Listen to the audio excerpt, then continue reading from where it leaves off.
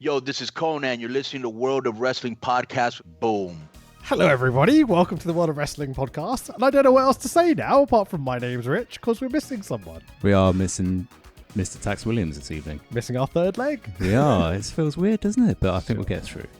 Yeah. Hey, Tax. How you doing? Yeah, he's well, we don't know how he's doing, do we? No, we don't. Hope he's okay, and hopefully he's having a septum surgery, right? That's correct, yes. That nose job. A nose job, yes. Yeah. So he's having that done, hence why he's not with us. Yeah.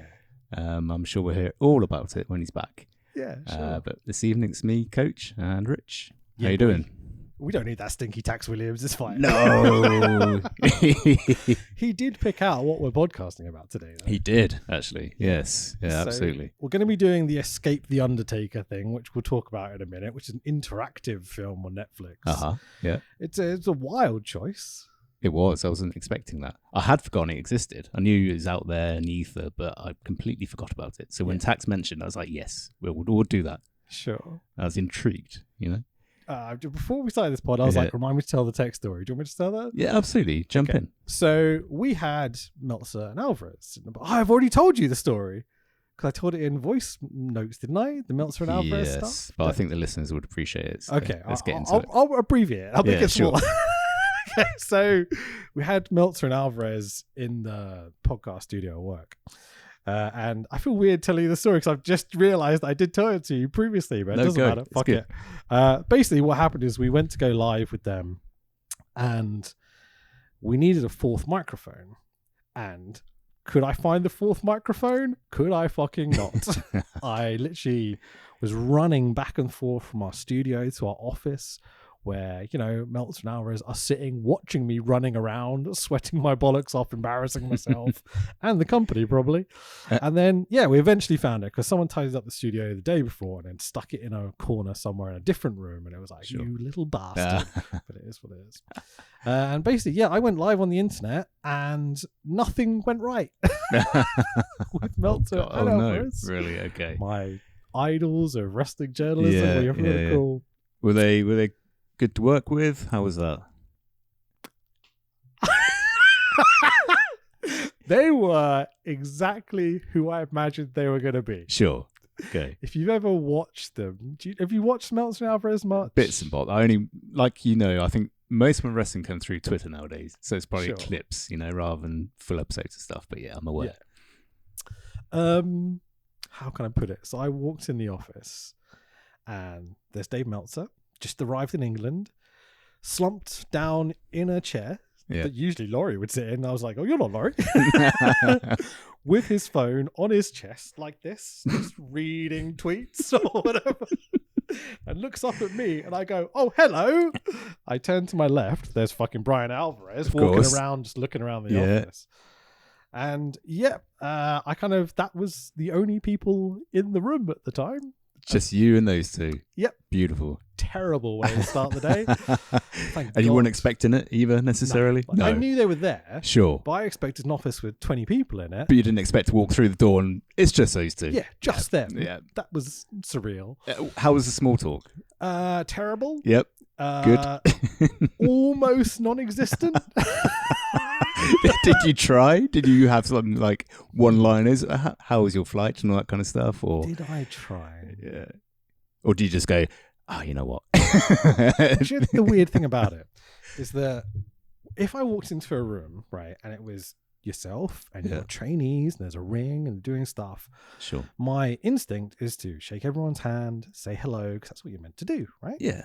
But the amount of times I've heard people, specifically in the wrestling media side of it, being like, don't fucking shake everyone's hand. Like, it's just what people used to do. And if you're not part of the locker room, it's not really what you're meant to do. Yep. And so it's strange walking into a scenario where you're like, that's Dave Meltzer. Yeah. That's Brian Alvarez. Are they expecting me to shake their hands? Are they going to get annoyed if I try and touch them in any way, shape, or form? But it's just a professional etiquette, though. Even outside of wrestling, you would, wouldn't you, in a professional environment? Or did you just get a vibe where you're like, I'm not going to do that? I got a vibe of I'm very jet lagged. Sure. I don't really want to be here. Yeah. I kind of wish I was in California still. Yeah, well, fair play. Yeah. In this case. So you just went for high five instead, right?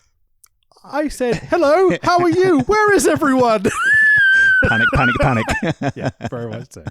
I'm not great in social situations mostly. Yeah, sure. Like, yeah. So, yeah, with people that I know but don't know me, that I respect, and they definitely don't respect me yet because they don't know who I am or anything. Yeah. To then kind of be around them all day and try and be like, oh, hi, how you doing? And then be like, like, oh, okay, no problem. I will leave you alone. Yeah. But they were in the country for AEW, right? Yeah, the All In show. Excellent. We did attend. Oh, we attended, which we probably should wait for Tax to be on the pod to discuss. Yeah, or shall we have a few headline kind of opinions? So about a month earlier, I had been to SummerSlam in Cleveland. So that was my kind of direct comparison. I've not seen AEW live. Yeah, and you've let me know a few times since because the difference was significant, right? In terms of the general kind of feeling, I would say was different. So the audience fan base is very different, I would say. I was thinking about this on the way, but I don't know.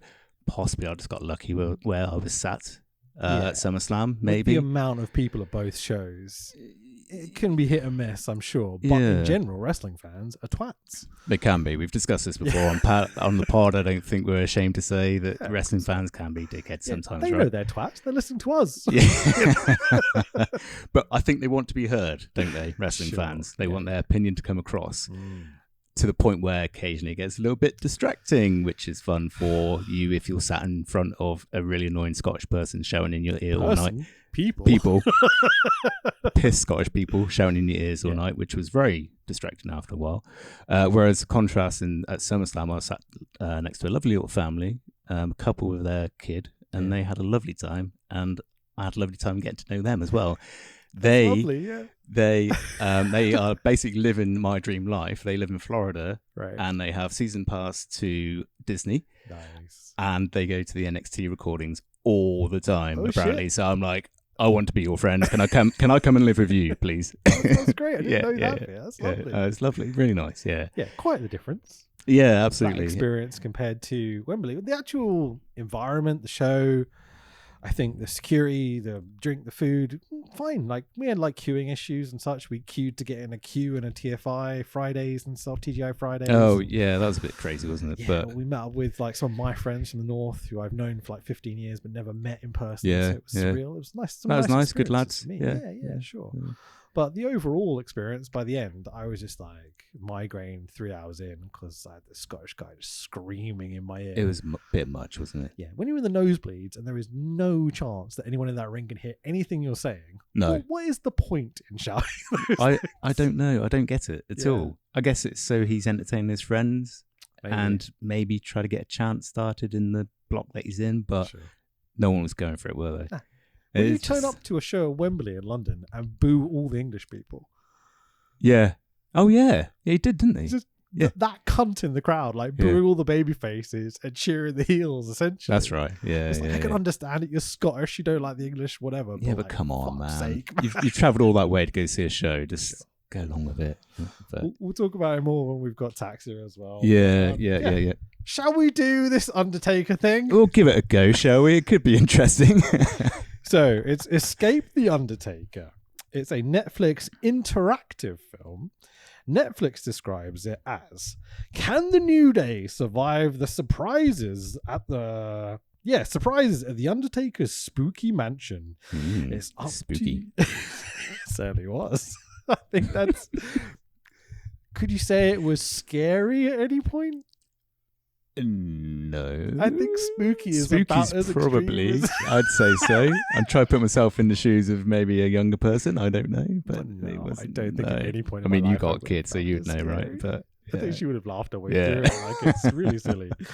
The Undertaker's spooky mansion. It's up to you to decide their fate in this interactive WWE themed special. Spooky mansion. Didn't that just look like a really nice house in the middle of LA or something like that? This is most of my notes. It's just like, this looks like a really nice place to be. It looked lovely. Apart from they stuck a few Undertaker like details in. Yeah, sure. You have to put up with the New Day. I like them. They're lovely. They always seem like the most affable of human beings. They do, don't they? Yeah. Just really nice people. Yeah, sure. Yeah. Particularly. I want to be friends with Big E. Oh, I was just about to say, particularly Big E comes across really well, doesn't he? Yeah. Just seems like a nice bloke. There's elements of this whereby, okay, so it's like a video show, I guess. Yeah. But you get to make some choices and click on the screen and tells you where to go. And So it's a little bit like the old Goosebump books. Do you remember them? Very much so it's choose your own path, isn't it? So there's a scene, gets to a choice, you can make that choice, and that affects the rest of the story. I think ultimately, and we shall find out, I think probably it will eventually get to the same ending. But this is one of the crazy things we're kind of discussing when we're talking about whether we're going to do this or not, is that we might technically be reviewing completely different shows. Yeah, which makes things really difficult. I suspect that we weren't reviewing different shows and that the choices aren't that significant to the story. We shall find out. I don't know. I started doing a second round of it after I did the first round, just out of curiosity. Okay. Because I had a particular thing I wanted to try. Okay. We'll probably get to it. Sure. Yeah, but I think ultimately probably ends up at the same place. I don't know. I didn't get all the way through a second go. So yeah. So the technical producer part of my head was kicking in while watching it. Thinking about how do you format this podcast?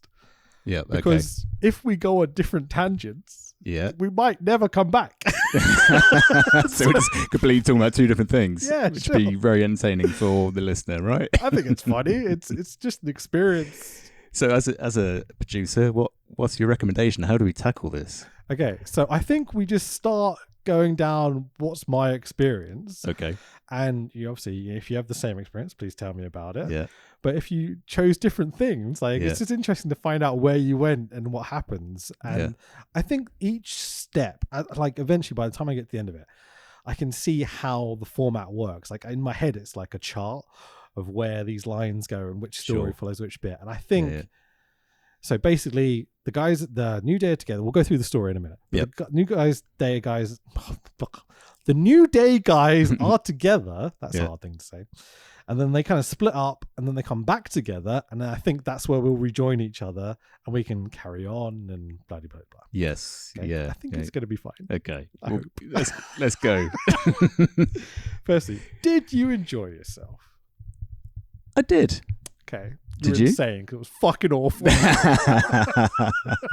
I'm easily pleased, Rich. I found myself going, what is this? Like halfway through, I was just like, I just don't give a shit anymore. Please just get to the end. You didn't care what happened to Big E? No. Oh, poor guy. Care what happened His soul was being taken by the Undertaker. I will say that I appreciate that this is Undertaker just does what Undertaker does. No problem. Great. The three guys, the New Day guys, you can see them working on their acting skills. Yeah, I was thinking about this. Yeah. Yeah. Uh-huh. It's like this is a really good opportunity to have something that's going to be on Netflix. It's going to be highly produced. It's got money behind it. Mm-hmm. But there isn't that responsibility of you're in Pulp Fiction. Yeah. Like a movie, like a big budget. You're not a voice in Toy Story. Yeah. You know what I mean? Yeah. And so I think you can see them making acting choices that they maybe wouldn't make in wrestling because it's a little bit more subtle. Yeah. But then there's those moments where it's super fucking stupid. Like that's full on wrestling. Yeah, sure.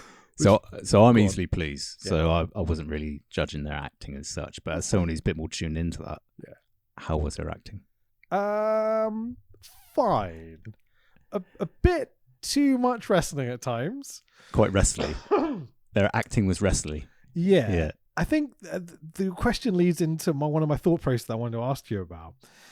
In what other world would this format of video work?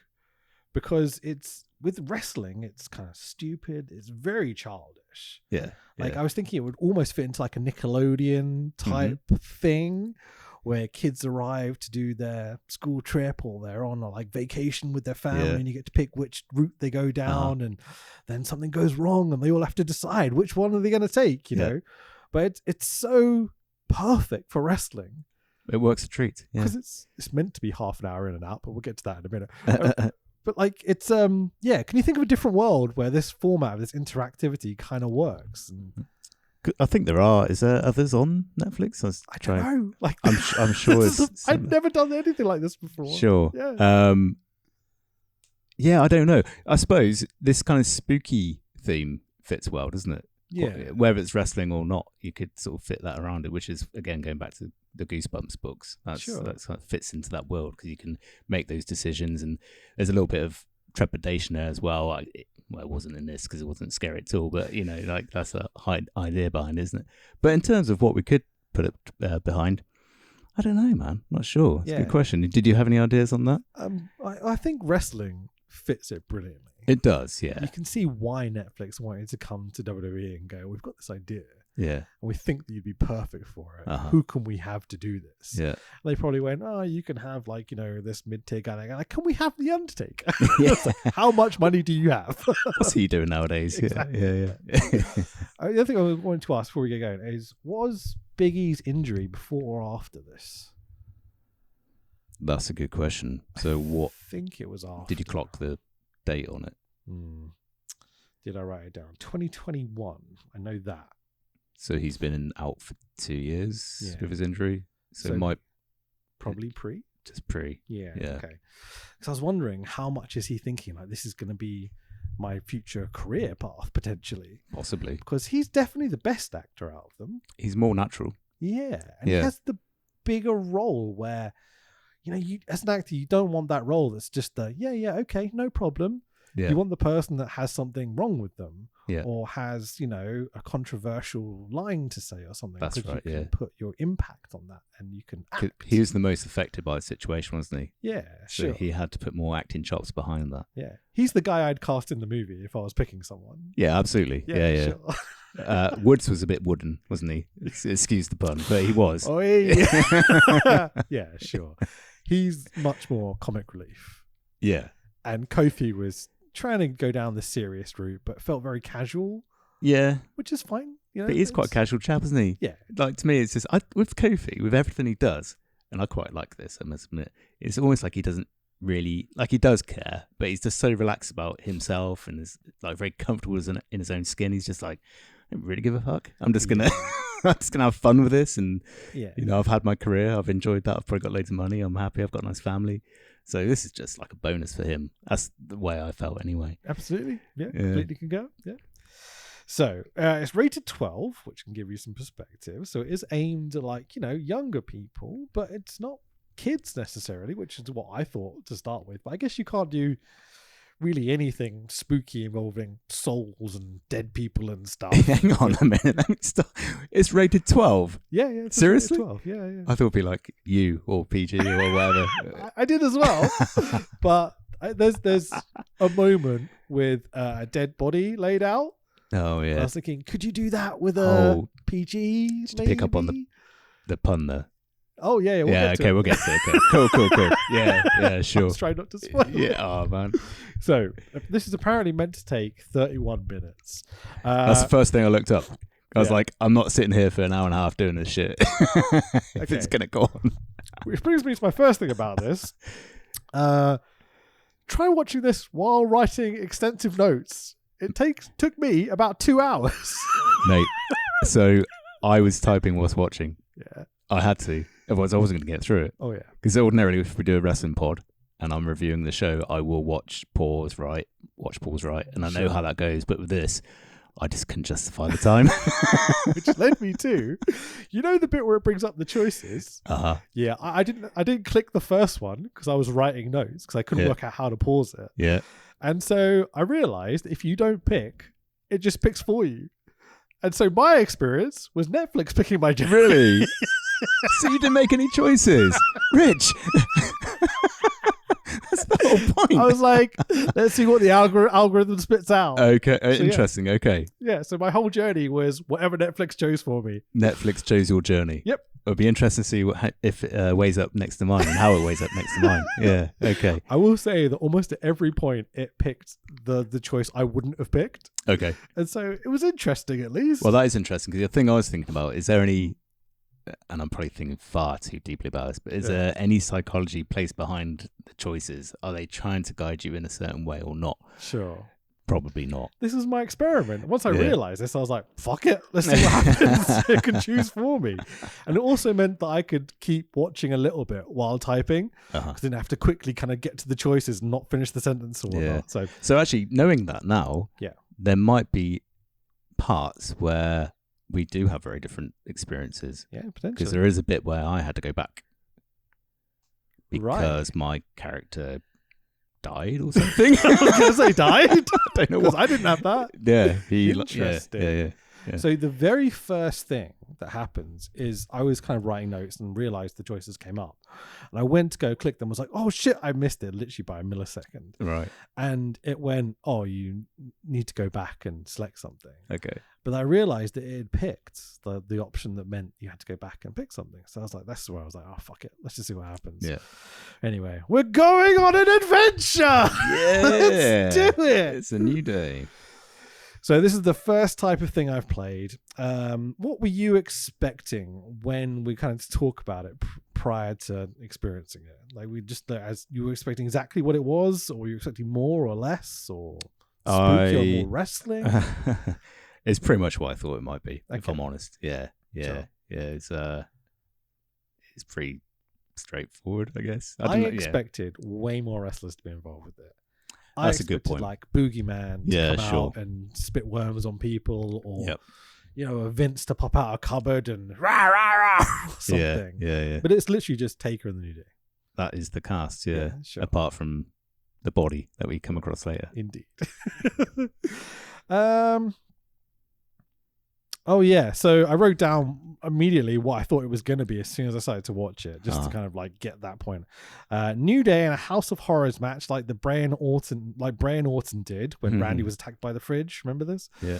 And I think burnt down Bray's house with Bray in it or something. Something like that. Is that what happened? I don't know. That was a weird time. Yeah, I'm not sure if I was watching, if I'm honest. I don't know. There's a great bit where they kind of go into a room and Randy's kind of like, walking and brawling. Yeah. And there's a fridge with a spooky face drawn on it. Okay. And they're like, oh no, the spooky fridge. Spooky fridge. Yeah. It's really bad. We might have to watch that show at some point. Yeah, it sounds like one. Yeah, we should watch. It's quite a special one. There's a self-driving tractor as well. Oh, excellent. Yeah, I'm in. So we open on the Undertaker doing some grinding. Not that kind. That's in my notes as well. The kind of grinding that makes sparks. Yeah, that's it. That welders do and things like that. Yep, with an anvil, I think. Yep. But not Jim. Yeah, not that anvil. Mate. What? Well, since when is the Undertaker's gimmick power tools? It's a move away from the hammer, isn't it? Yeah. Really surreal. So this is he's got hat and long leather coat, but he's not going to do the wig or makeup Taker at this point. Do you notice he had no hair? Did he have no hair? Yeah, no hair Taker. He just had the hat. It was really weird Yeah. because he has hair later. He does have hair later. I don't know if this Hey, yeah, that's a good point, because at the end, he's got no hair either. Really? So I don't know what happened. I didn't see that. I remember he suddenly had hair. Okay. I was Now like, what that the you fuck? now that you say that, because I was watching the last clip and I was like, he's got no hair. But I thought it couldn't be because he had hair earlier. I wonder whether they recorded at like around the time WrestleMania we had the extensions put in and stuff. Maybe. And then he's like, fuck it, I'm done. Shaved it all off. And they're like, we've got to do these pickup shots. Yeah. Mark, can you come in and be the Undertaker again? I can, but Yeah, sure. There might be a problem. Yeah. Because he's got hair. Yeah. Not much hair. Not much hair, no. It's yeah. He's a bit baldy. He is. Yeah. Yeah. There's nothing wrong with that. No. We're missing Baldy our ball Taker. representation on the podcast, so I feel bad about it. Okay. So, yeah, to me, this is very much kind of calling it in while in Saudi Taker at times. Oh, yeah. He's Yeah. getting that Netflix money, isn't he? Sure, lots of girding. Yeah. That's fine. He goes on about dark arts. They show Paul Bearer's urn. This is the They do. focus of the gimmick, I would say. Absolutely, yes. It's all about the urn. We cut to an Undertaker montage, which I Mhm. was a bit like, okay. So this is just kind of establishing who the Undertaker is. He's a spooky guy, wrestling, Yeah. blah, blah, blah. I suppose if you weren't familiar with wrestling, that'd give you an insight as to what his in-ring career was like. I love the idea who someone that isn't into wrestling watching this. What would you think? You'd be completely bemused by it, wouldn't you, I think? Yeah. Sure. Did you notice the who was commentating over this, which didn't quite fit with the era that the clips were shown from? Oh, That might be an issue. Was it Cole and Graves? It's Cole and McAfee. Oh, was it? Yeah, Okay. yeah. Wow. So it maybe do a bit of a double take because there's all the old clips that probably like Gorilla Monsoon and all that would have been commentating on at the time. Sure. But it's McAfee and Cole doing voiceover for it. Classic Taker matches. Yeah. It's all a bit weird. Not perfect. As Taker seemingly puts on some type of chastity belt bondage gimmick on the urn. You get this? So he's got like, I don't know how to describe it. I was going chastity belt because it's kind of like, He locks it in, doesn't he? Yeah. It's like some steel work that he's been obviously grinding out. So that's what he's been working on, isn't it? Sure, with his ineffective grinding that he's been doing. I love trying to add all this logic to this, which has very little logic to it. Oh, it's great. The voiceover says, the urn has an endless need to consume souls. Anyone foolish enough to attempt to wield its powers must prove himself worthy of handling it. Ooh. So ask yourself, are you brave enough to wield my urn? Yeah. Dirty boy, in your bed. Horrible.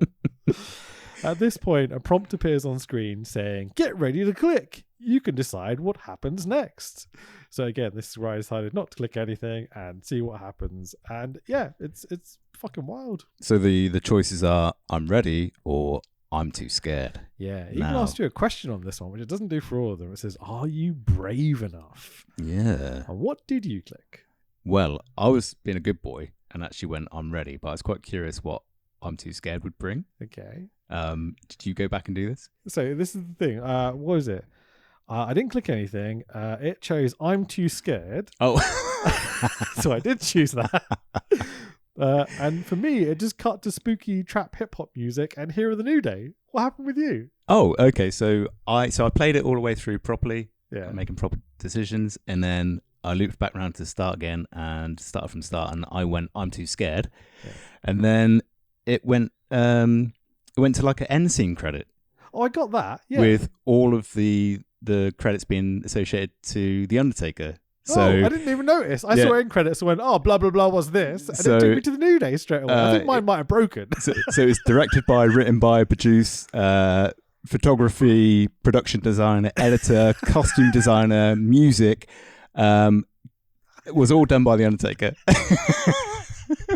which I love the thought of him actually doing all that stuff. That's fucking great. And then it's an Underworld production, and the cast is The Undertaker's himself, and he's also the stunt coordinator and all these different things. That's awesome. I hadn't clocked it.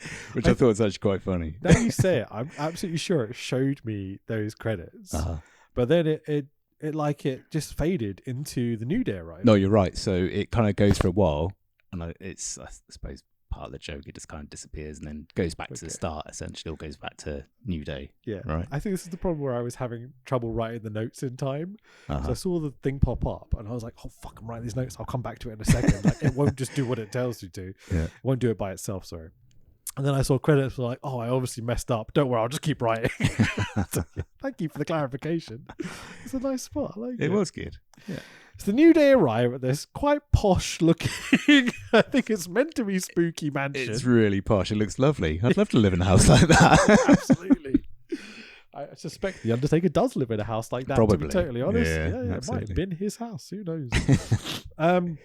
We are shown Undertaker sitting at some sort of spooky Saw-esque console. Have you seen the Saw movies? I have, yeah. Not all of them, but I've seen certainly a couple, yeah. Yeah, but you know where he's sitting there watching his prey in the house and the traps and stuff. Yeah. They definitely just stole that. Absolutely. Yeah. The New Day have a chat about Taker. Seemingly, they threw a Ring doorbell camera. Yep.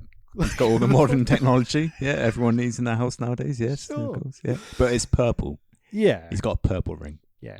Even the urn glows purple. It does. Because it's Taker. Yeah, lots of purple affectations. There's a couple of purple effects later, which I was very happy with. But yeah. Nice. I was bemused by the New Day turning up to this spooky horror film that they're in and just being the New Day. They were really happy and jolly. Just being New Day. Yep. Yeah, for now.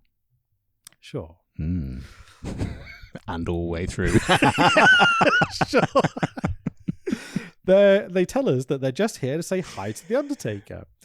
Taker presses buttons, and we get a New Day montage, just like we had with Taker, kind of establishing who they are. Blah blah blah.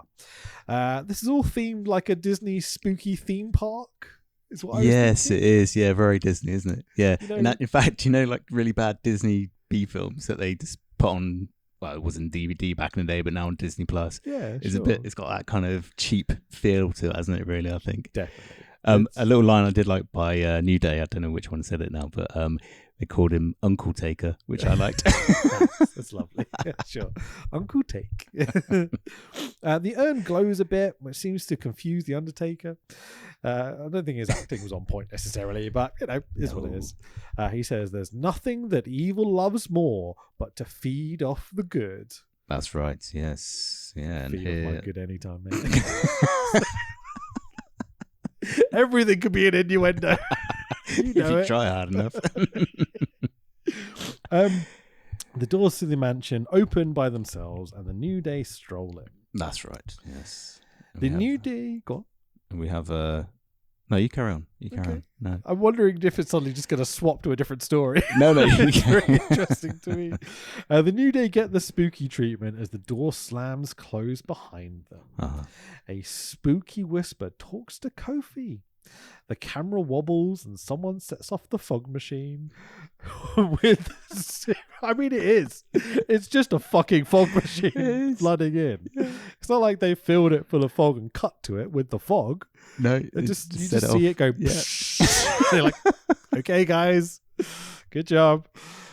With zero context, Kofi says, "Let's find Taker, grab the urn and get out." How does he know that this is what they're here to do? Yeah, why? Well, that's a good point. Why are they there, and why are they doing this? Kofi knows. He knows. 2 seconds ago, they were just there to say hi. Well, Now they're like, "We've got to get the urn. We've got to get out. now. We've got a story to tell. Just don't forget." maybe there is a dropped scene where they had a chat as to why they We needed. both just skipped by it. We made the wrong choice. Probably. Yeah. There was like an Easter egg you had to click or something. I don't fucking know. So I'm just sipping from my coffee. Yeah, we'll get there. Lovely coffee, by the way. Thank you very thanks, much. mate. Did you appreciate it? It was not too bad. No, it's great. Really good. Thank you. It's the first time I made you a posh coffee, I think, right? It is, yeah. Yeah, we got that coffee machine in the pandemic because we were like, we can't go get a nice coffee. Fuck Yeah. it. Let's spend all the money on this. Why not? Yeah. It's paid off. Yeah, It's been lovely, great. really It's nice. saved- I think in the long run, it must have saved so much money. I would have thought so. Yeah. Not cheap now, is it, to get a coffee? It's like fucking in London, it's like £4.50 Oh, to get like a medium latte. And I was just like, that's a lot of fucking money. I That don't is a think I lot can of afford money. to buy coffee anymore. that's mad. £4.50. God. 50 the other day. Hard to justify, isn't it? Is Hackney Wick, which is like, regenerated. We're going to charge you £1 billion as a garden centre Oh, okay. on every corner, but we only sell potted plants for your windowsill because that's all everyone's got anymore in Hackney Wick. It's a weird part of the world. I do love it though. It's nice. Anyway, back to this monstrosity. Yeah, here we go. Focus. Like a classic slasher movie, the New Day decide that they're going to split up. And Netflix chose for me to follow Kofi upstairs. Did they? Who did you follow? I went for Woods through the foggy door. Interesting. So none of us know what happened to Big E. I do. Did you? Because Okay, hold on. How many times did you do this? twice. Twice. Okay. Yeah, So well, I've got the one and a film. half, really. All right. Yeah. Tell me about Woods. What happened with Woods? So Woods, he heads down towards the foggy corridor, I suppose, Sure. and he says something like, "Where is it? He doesn't like tight spaces." And there's a page joke somewhere. That certainly is. There's many a joke there. Yeah, sure. So he's exploring this foggy corridor. He gets down to the end of the corridor. Uh-huh. He's about to go through another door, Mhm. at which point he hears Big E calling for help. Oh, so nothing else really happens to him? Well, as he hears him call for help and he turns to go save him, yeah. you just see the Undertaker sort of pop out of the ground. You from got a nowhere. Taker spot this He early? did, yeah. Holy shit. Yeah, so it's like a Taker spot. I think maybe I can't quite remember now. I think it's just like his hand rising out. Okay. But by that point, Woods has already turned, so he didn't see it, but the audience did. Okay. And then he goes off and he helps Big E, which I assume similar happened with Kofi. Yes. Yeah, So okay. Kofi heads upstairs. Yep. There's a Paul Bearer portrait on the wall. We hear the "oh yeah." happens, which is really cool. Yeah. That's probably my favorite bit of the whole thing. I'm a Paul Bearer mark for sure. Kofi plays around with a toy T-Rex, which I didn't expect to happen in this. No. He's just fucking around with a toy dinosaur. Why? I don't know. Okay. He looks around. Sure. He looks at like all sorts of like things on the wall and stuff. Yeah. And then he unveils a painting of women surrounding the urn, and seemingly like crop circles and marks and stuff all over it. Yeah. And a backward whispery voiceover is going. And so Kofi, because you do this right when you hear weird things going backwards, takes a glass, puts it to his ear, and puts it to the painting. Okay. And I was like, huh? Is that everyone's instinct when they hear weird It wouldn't have sounds? been mine. I don't know. I can't say that would be my first choice. No. Maybe But, seen it somewhere before. Yeah, maybe he knows just how to decipher backwards noises I come guess from a so. painting with a glass. Should we try it sometime? We'd have to generate backwards sounds through a painting, which could be tricky. That's going to get complicated. I could isn't get it? my headphones to work for this podcast. I'm not sure I can manage We've got that. no chance then. Okay, so when Kofi hears the voices go, "It's Kofi. When does the ritual start?" Really weird. That's okay. Yeah, strange. So he's got to that point, and then he hears Biggie call It certainly does. before he can be taken for this Sorry. ritualistic. Nandy, where are you going? Oh, you're going to go get pudding. Awesome. Sweet. I'll see you in a bit. Do you want to come be on a podcast? Do you want to come be on a podcast? Cool. Okay. Yeah, cool. I'm not That's cutting any of this, by the way. That's a good shout. You going to McDonald's for pudding? We're going. Yeah, you do a workout and then you go to McDonald's. Nice. You going for McFlurry? Cool. Cool. No, I'm all right. Thank you. Yeah. Because I can't eat it while doing a podcast. Can I? Yeah. Be all right, wouldn't it? Could I have a brownie, please? Yes, because I Nice. can eat it later. Guessing you don't want a coffee because you made yourself one. I did. No, I didn't make you one. I made Matt one, though. Uh-oh. You're in trouble. Sorry, kayfabe. Oh, I'm awful. Anyway, suddenly Kofi can hear Big E shouting for help. Yeah. I'm trapped, is what he hears. Yeah. And then I imagine we congregate again. We all around come together. Big E. Yeah. Good stuff. So we all meet together. Yeah. So this has got to be the same, hasn't it? Big E is tied down by purple freaking laser beams on his wrists. Yes. Yeah.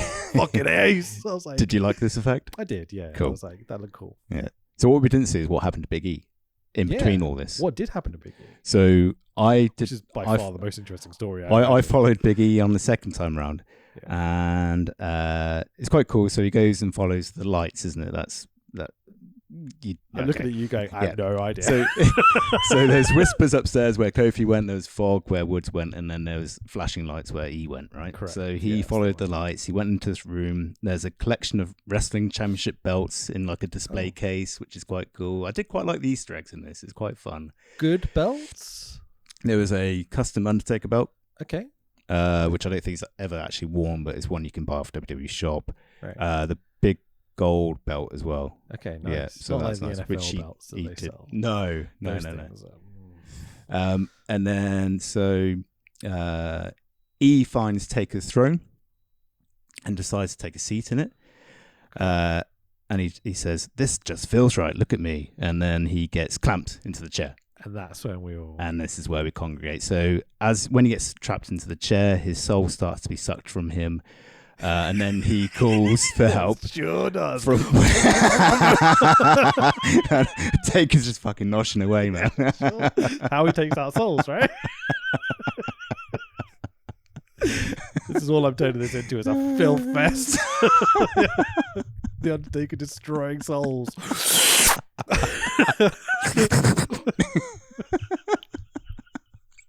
Oh, so stupid. And then he gets too sensitive and he has to call for Woodson and Kofi to pull Taker off. Oh, hello.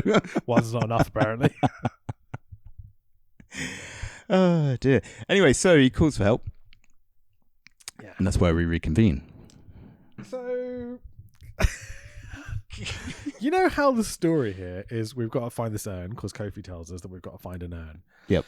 And so Big E's part of the story is that he walks in with them, he has a little chat or whatever. He makes this choice to walk in a room. He sits down on a throne in front of the urn. Mm-hmm. So he's found the urn. He's found the urn. Didn't take long. No. It wasn't much of an adventure to find the urn. It was just like, no, there it is. But it's what happens after they find the urn, isn't it? That's important now. Sure, absolutely. Yeah. And it's only a small house, so it's not going to take that long. This gigantic mansion that they basically explore like 4 rooms of in the entire process. It's good stuff. So at this point, your job is to get the urn and leave, right? The urns, I think so. yeah. To be honest, I'm not really sure what's going on half the They've kind time. of established it. Yeah. They didn't explain why or how or No. how they know that they're meant to do this. But Kofi does go, we've got to get the urn and get out of here. Yeah, for some reason. Okay, the urn is in its little bondage gear thing, Yep. right? Yep. But it's just on a table. Yep.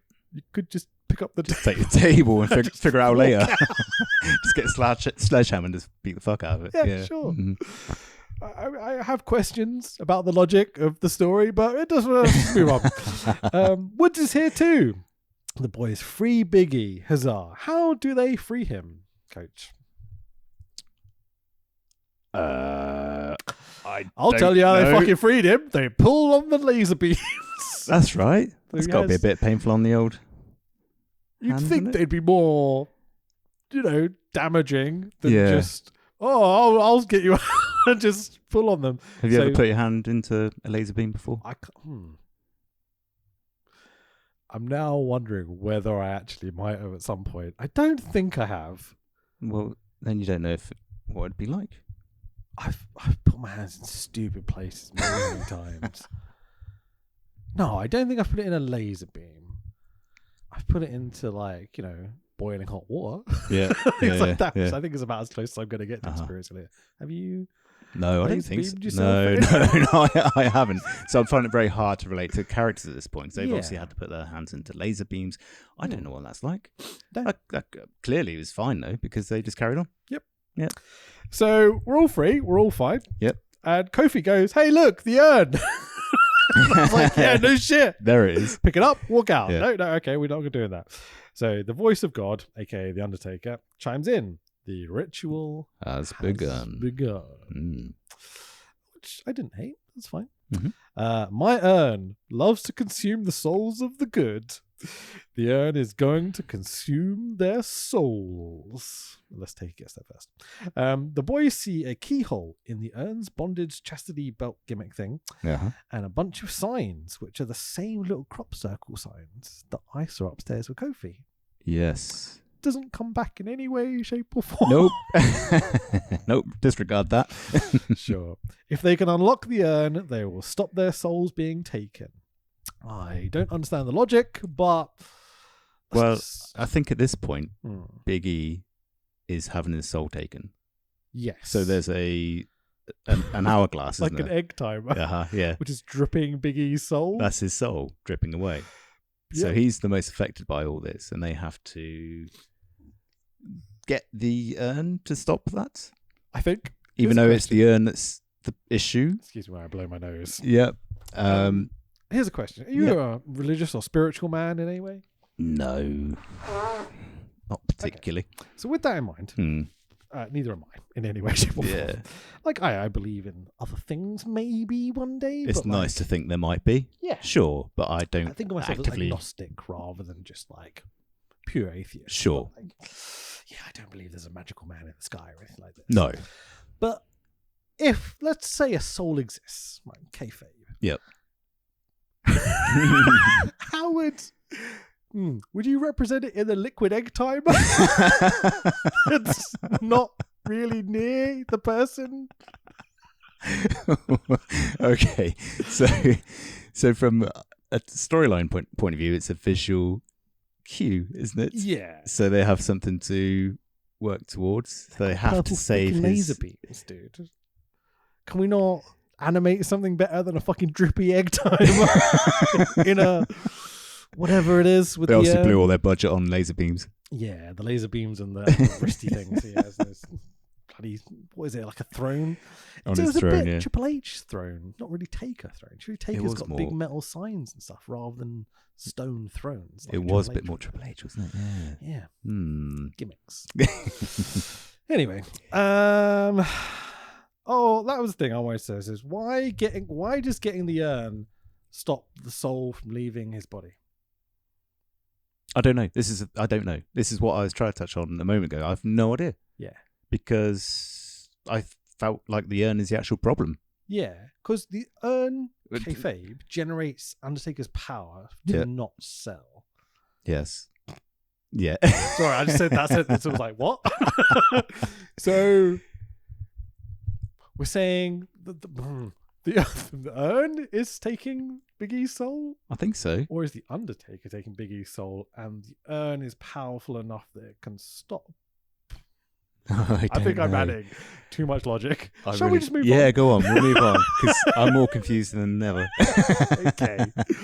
If they can unlock the urn, they will stop their souls from being taken. Oh, I know where the symbols come into play, I think. Okay. So there's the symbols on the chastity belt. Yeah. And I think, so Kofi saw that upstairs Yeah. and Wood saw that downstairs in the basement. Oh, so he sees the signs as well. Yeah, I think so. Which I Okay. may have missed because I was writing and watching at the same time. Yeah. But I think they then, off the basis of that, decide that they need to go upstairs again and downstairs again to find the clues to open. No, the keys to Yeah. open the Well, urn. No. they do find keys. Yes. They don't look for keys. No. They just know they have to look for something. And they go, oh, it's a key. That must be it. Yeah, sure. Do you want to know my funny thing? Yeah. That in Always. Thailand. You been to Thailand? I have. Did you Went pick on up- my honeymoon there. Yeah. Did you pick up what the word key means No. in Thailand? No. It's their word for shit. Oh.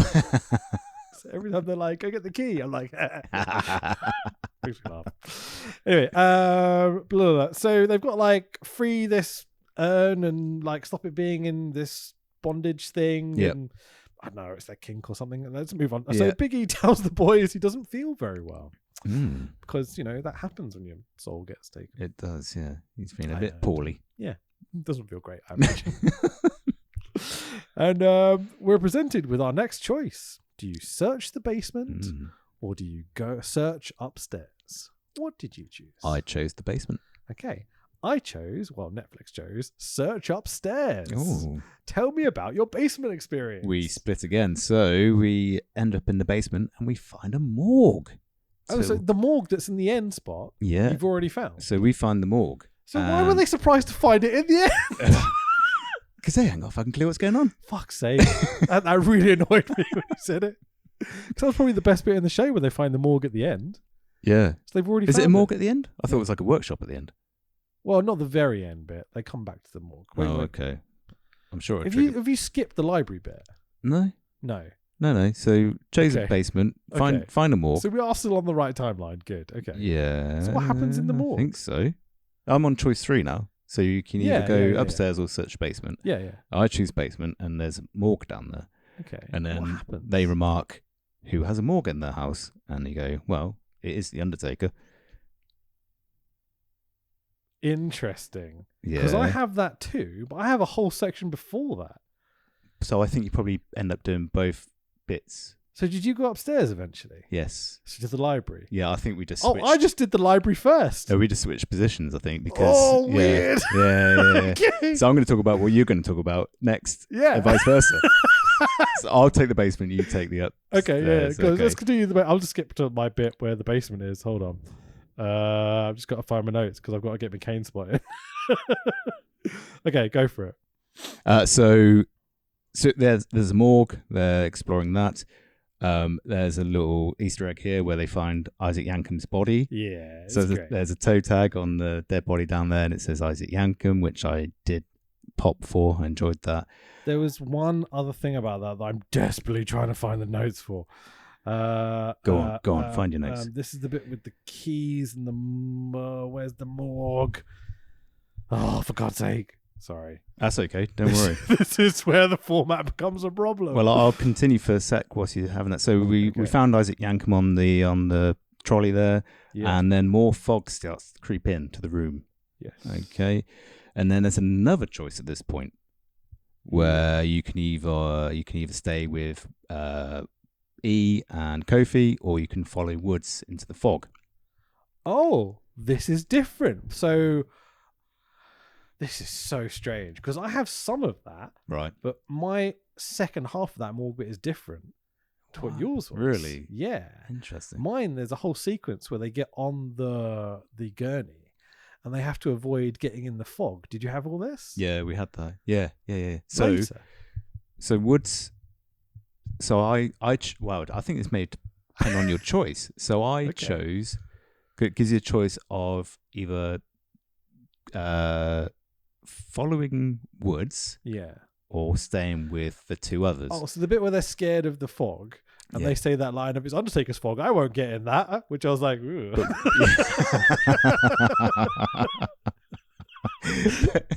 Sorry. but Woods decides that he wants to, because he's kinky like that, as we've seen on the videos. Yeah. But we. So I didn't say it. he went to follow the fog, and this is where Undertaker snatches him. Yeah. Okay. First Undertaker gurning spot. I love it. Yeah. Because he pops up and kind of goes behind him before grabbing him. Yeah. It's fun. Really I like awful that bit. gurning. Oh, it's terrible, but it's Undertaker. So then at that point, that just leaves Ian Kofi in the room. Yeah. With a key to get. Right. Yeah. So this is where the trolley spot comes in. Uh-huh. And this is the same for you now? Yeah. Okay, this cool. is what I got. Okay, so Big E pushes Kofi on the trolley. Yeah. But he only pushes him so far, halfway across the room, but he's still got to get to the other end, right? Yeah. And Kofi's like, "What the hell, man? Like, push me a bit harder next time." Sure. And Big E goes, "Well, why don't you just use the pipes? Because like pipes on the ceiling." Because we've all got pipes on our ceiling, Of course. right? This is what I was thinking. Who the hell? What a poor plumbing job. I mean, you got a lovely house here, and you got bloody pipes hanging around on the ceiling. Imagine like all the pipes for the waste for the water supply. Just stuck them on the wall, put them in the ceiling. It'd be all right. Michelle McCool must be furious. It's American construction. Isn't it? It's all made of wood and timber and just bollocks. Yeah, just put the pipes through there, be right. Don't matter if they're seen. Fine. So Kofi does. He kind of does like a Royal Rumble spot where he sort of avoids going on the ground. I love that that they stuff, played into which is do cool. wacky Rumble spots. Yeah, that's nice. So you use the pipes to clamber across, grab the key. The I think ceiling pipes. I think you'll find the ceiling pipes. And grabs the key. What was that? That was my mic stand. Don't worry, Okay, it's fine. cool. Undertaker isn't here to steal our souls. It's okay. Ooh, that's a bit frightening. And I'm happy we decided to do this in the end. This is a fun it's pod. good This fun, is isn't good. it? Yeah, we don't need that stupid Tax Williams. Nah. Who? No. Hi, Tax. Love you. Likewise. So they get the key in the fog clears. I was so tempted to double down and be like, yeah, someone does. I love you too, man. I miss you very much. Wish you We do. Go So the fog clears. Yeah. And then key. I'm trying to make sense of my notes. It's at that point the New Day's music kicks in. It goes, That's right. ding, ding, ding, ding. And I'm like, what the fuck?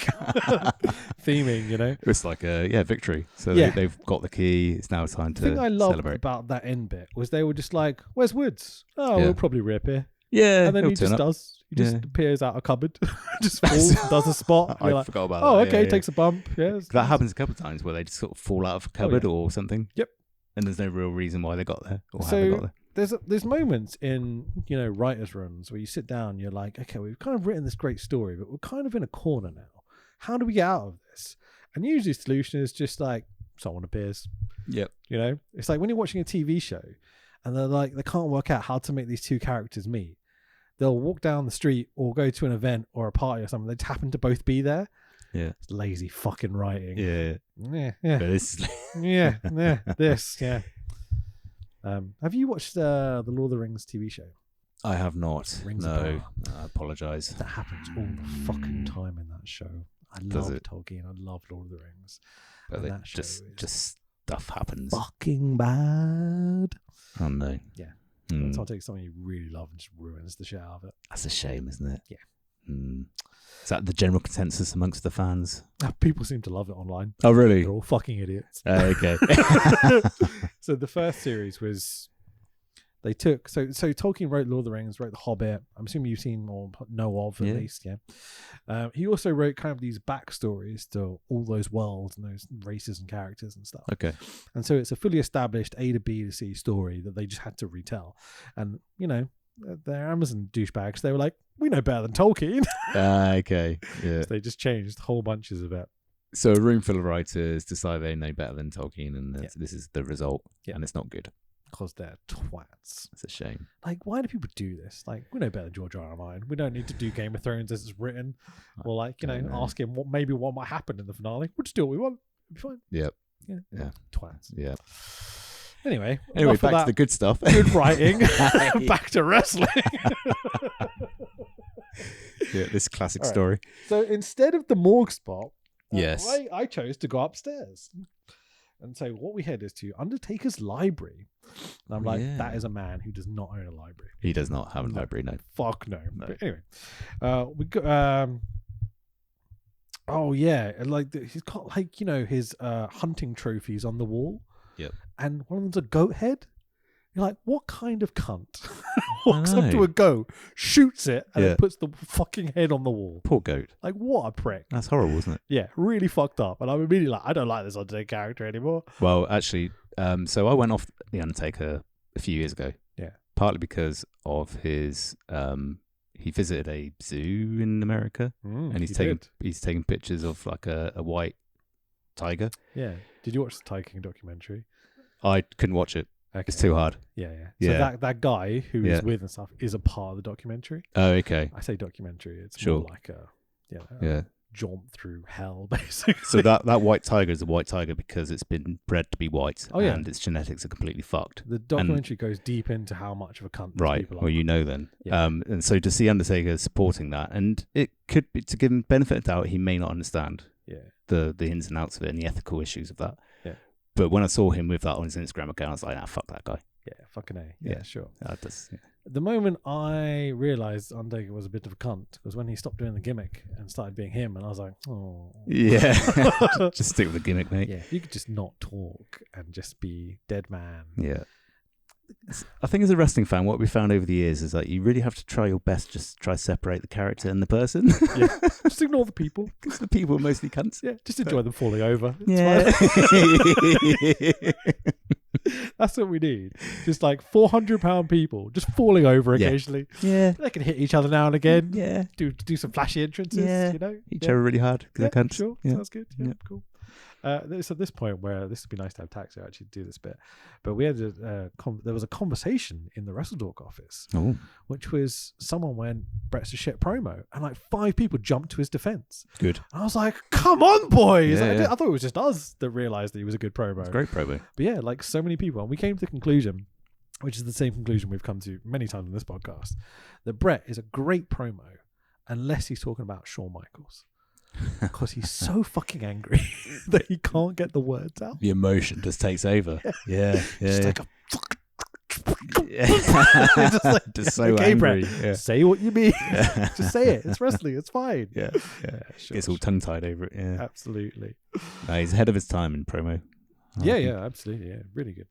So we're in Taker's library, blah, blah, blah. Woods does a gag here. Which goes, what do you think he's reading? Death Valley Daily? Yeah. Come on, dude. That's some writing. The first book that Biggie picks up, he opens it to the exact page that unveils a bit of cut out of the book, and there's a vial inside labeled Power. As a choice. So you got these exact spots, right? I did, yeah. Okay, good shit. Does the blah, blah, blah, blah, blah, blah, blah. Oh, I've written a joke that would have been really funny to lead into. I'm going to redo it, okay? I'm just going to repeat the spot. The first book that Biggie picks up, he opens it to the exact page that unveils a bit cut out with a vial laid power. Does the next book have a little thing inside it that says glory? There's a wrestling joke. Nice. That's better than any of the writing in this whole fucking show. You smashed it. Yeah. Thanks, mate. I like bad tag teams. What can I say? Hey, who was in take that back. Who was in Power and Glory? It was Paul Roma and It Hercules. fucking was, wasn't it? Yeah. Great team. Oh, that's wrestling. And they did was it the suplex off the top Yeah, and followed the by the splash, splash. power and Yeah, the glory. bloody brilliant. FDR do that spot as well, so I love them Yeah, for it. yeah. Fucking A. Because you get the chance to go, it's the power, boom, and, And the the glory. glory. Yeah, it's fucking awesome. Wonderful. It's like the we do the high low. You get to go total elimination. Yeah. Tag team wrestling's the best. So I get a choice at this point, which you can stay in. Keep the vial or leave the vial. Oh, yes. What Now, did you choose? I took it. Yeah, me too. Did you? Netflix chose to take it. Okay. Sure. Because it may come in handy later. Yeah. So we don't know what happens if you don't take the vial. Or did you try this? No, I didn't go back for that. Okay. I wonder if you get to the end of the show and it's like, oh, you didn't pick up the vial. You've got to do the whole thing again. Because it does come back in handy later. It does come in handy later, and I was Yeah. wondering the same thing. Either the ending's different, or you just have to go back. This brings me to one of my funny points about this whole theory of, the whole what's the word I'm trying to search? The whole method of the way the story is told, right?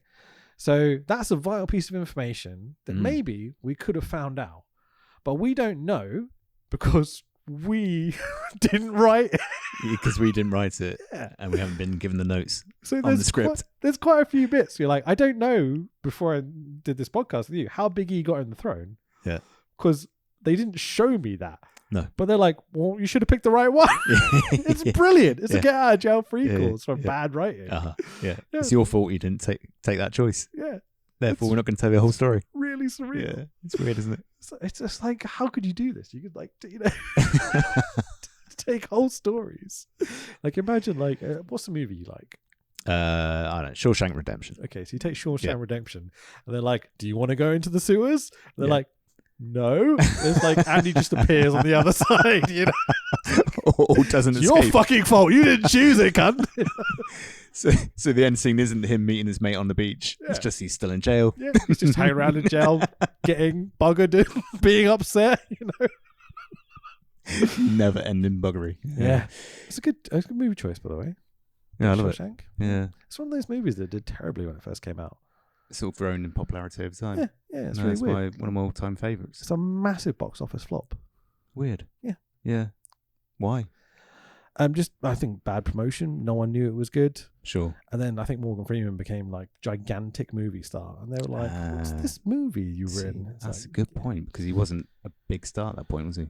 God, I don't think so. Do you reckon that's a breakthrough? I don't know, to be honest. Hmm. It's around that time, Mm-hmm. but I like to say Andy Dufresne. So who cares? It's such a great story. It is good. All right. Yeah, the bit where he fights off the Nazis. Oh, so good. Yeah. Anyway, I'm just living my fantasies. When Wood steps on the rug, a seemingly stuffed alligator on top of a bookshelf opens its mouth. Oh, so he steps on a booby trap, doesn't he? Or Yeah. like a plank of wood? Yeah. For Why? me, it was very much a rug. Okay. It's like a white rug on the floor that he puts his foot on, and the alligator goes, ah! I He thought takes it his was. foot off and it closes. I thought it was like a plank of wood. Bit like your lovely lino here, which Thanks. would then It's real wood, motherfucker. Oh, sorry. Your That's real wood oak. flooring. Oh, wow, really? Yeah. Bloody hell, can I just touch it a Yeah, second? of course. Yeah. Oh, that's beautiful.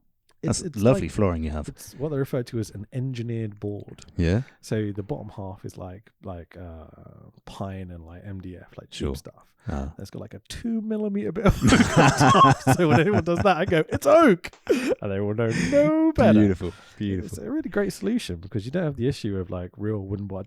Fuck this movie. You don't have Let's the talk about issue. flooring for the next half hour. Sure.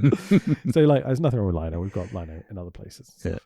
But with this, we wanted to try and get wood if we could, and also Bill across the road, who's a builder. Yep. His daughter works at B&Q, who has like a 40% discount nice. card. So we paid like $2,000 for the Managed- whole downstairs to be done. It was like, Sweet. come Man, on. that's good. So is it the same all the way through? Yeah, the Beautiful. whole downstairs is That's all that lovely. stuff. Yeah, laid it myself. Did you? Fair play. Yeah, boy. Yeah, good work. That's not easy. It was fucking backbreaking. It was horrible. Yeah. We did a bit in our bedroom. Yeah. Not to the extent of all this, but yeah. Cheap lino, yeah. Yeah. Sorry. Being a gun for obvious reasons. Yeah, how'd you find it? I was a little bit nervous about doing it. Yeah. I thought we'd just fuck it up. What underlay did you use? Oh, I don't know. Green Some, boards or like a rollout one? like these foam board things. Yeah, that's the one to go for. Yeah. Oh, okay. Yeah. That's the only reason our floor is semi-flat at this point. 'Cause Right. It's like when we started to knock down the walls, you can see there was like a 2-inch floor difference from this bit to that bit Right. because they just knocked it up post World War II and just Yeah, like, yeah, sure. just get it in, it'll be fine. Yeah. Yeah, that's why like if you put like a ball on my floor, it rolls. None of it's flat. But yeah, those foam balls are magic. They work. Good stuff. Yeah. Yeah. Should we talk about this Undertaker thing? I Or guess we just should talk about probably- flooring more. I do I'm very regret going intrigued. for the dark oak. Do you? I think it looks nice. Why? It scratches really easily. Oh, and it shows up. Yeah, because it's okay. only the top layer that's stained. Because obviously Okay. oak is quite dark, but it's not that Yeah. dark. So explain decision-making process on getting dark oak. Goths. Goths. There you go. I thought That's that my might be the answer. explanation. You're sitting in a black matte room. Yeah, sure. We put this green on the wall, and we were like, "Is it too dark?" Nah. It was meant to be like garden green, so it blends into the Sure. garden and stuff. Uh-huh. And it's, Oh, nice. I like yeah, that. yeah, Nice sure. theme. Yeah. Yeah, but it just looks like black. Yeah. I suppose when it's lighter, it shows up green better. Yeah, kinda. Yeah, there's not that much light in this house. Probably changes with the time of day. And, Yeah, sure. Mm, But mm. we're gonna put like posters up, and we're gonna like I've got you a Rembrandt guy. No. Okay, there's this is gonna sound weird because I'm like the least religious person ever, but there's like a painting called the Jesus on the Sea of Galilee, Okay. and it's my favorite painting ever. Okay. I have to look this up. It's like, do you know what contrast is? I understand the concept of. What do you mean? As in. Like light and dark. Yeah. So Yeah. contrast, right? Yeah. Okay. So Sure. art didn't really have contrast until Rembrandt came along. Right. And so this painting is like a sea storm with a boat falling and a beam of light coming down. Okay. It's fucking beautiful. And as I soon as think I I know what started you to mean. understand Yeah. that painting, it was famously stolen from a Boston art gallery. Yep. And so, now it's on your wall. yeah, this is the joke, right? So I've got like a fucking print that big of it, but I'm gonna buy a posh picture frame, like a Yeah. vintage one. And so if someone knows what it is, they might walk in and be like, "Huh." That's where I went. Yeah, it's never been discovered. The rumor is that mob bosses in New York went up to Boston and stole it off the wall. Ah, okay. And, there's a great documentary about it. Right. I will get back to this at some point, I promise. But 2 people turned up to the front door, went up to the security guy. The security guy walks over to the cameras, turns them off, and the painting disappears. That's Really? all they know about it. Interesting. Literally. So he was in on it, or just intimidated to the point where he went, He says he was Whatever. intimidated, okay. but he has all sorts of connections to the Irish mob in Boston. And that painting apparently got trailed back to New York, and then they Okay. lost it. It was in a warehouse at one point, and they opened up the thing trying to find, expecting to see this priceless piece of art, and it had gone. Gone. Yeah. I wonder where that is. Yeah, And no one knows now. no one knows. Wow. Yeah, Okay. I'm praying one day it turns up. Yeah, that'd be a because great story if it does. in this famous this garden museum in Boston, I think it's called. Mm. They've got a space where it Mhm. was still to this day.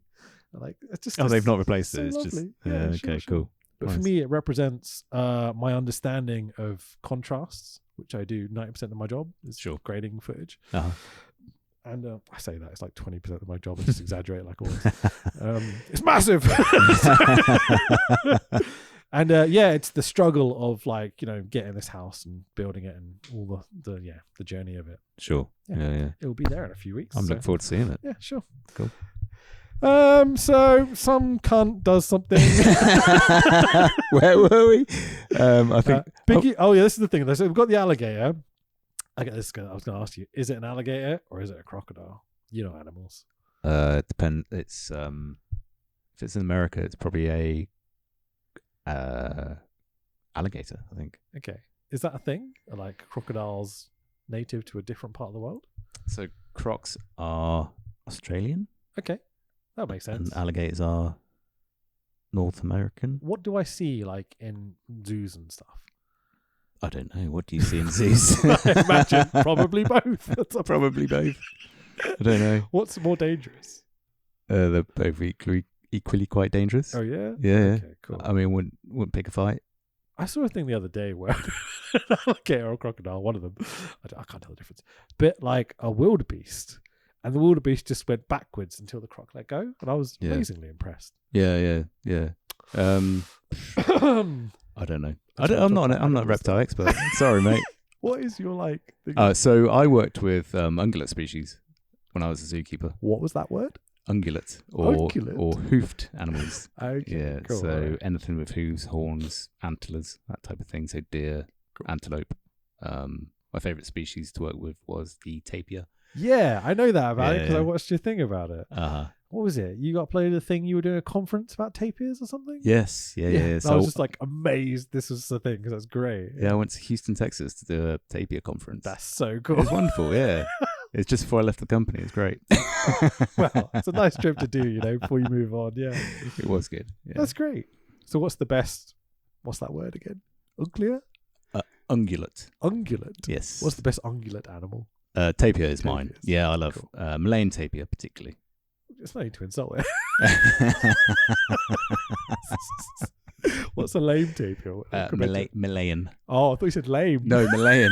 Like a lame tapir. So the only tapir that exists outside of South America Hmm. is the Malayan tapir. Okay, as in Malaysian? Yes, Malaysian. Right, yeah, cool. yeah. I've got a Malaysian uncle, weirdly.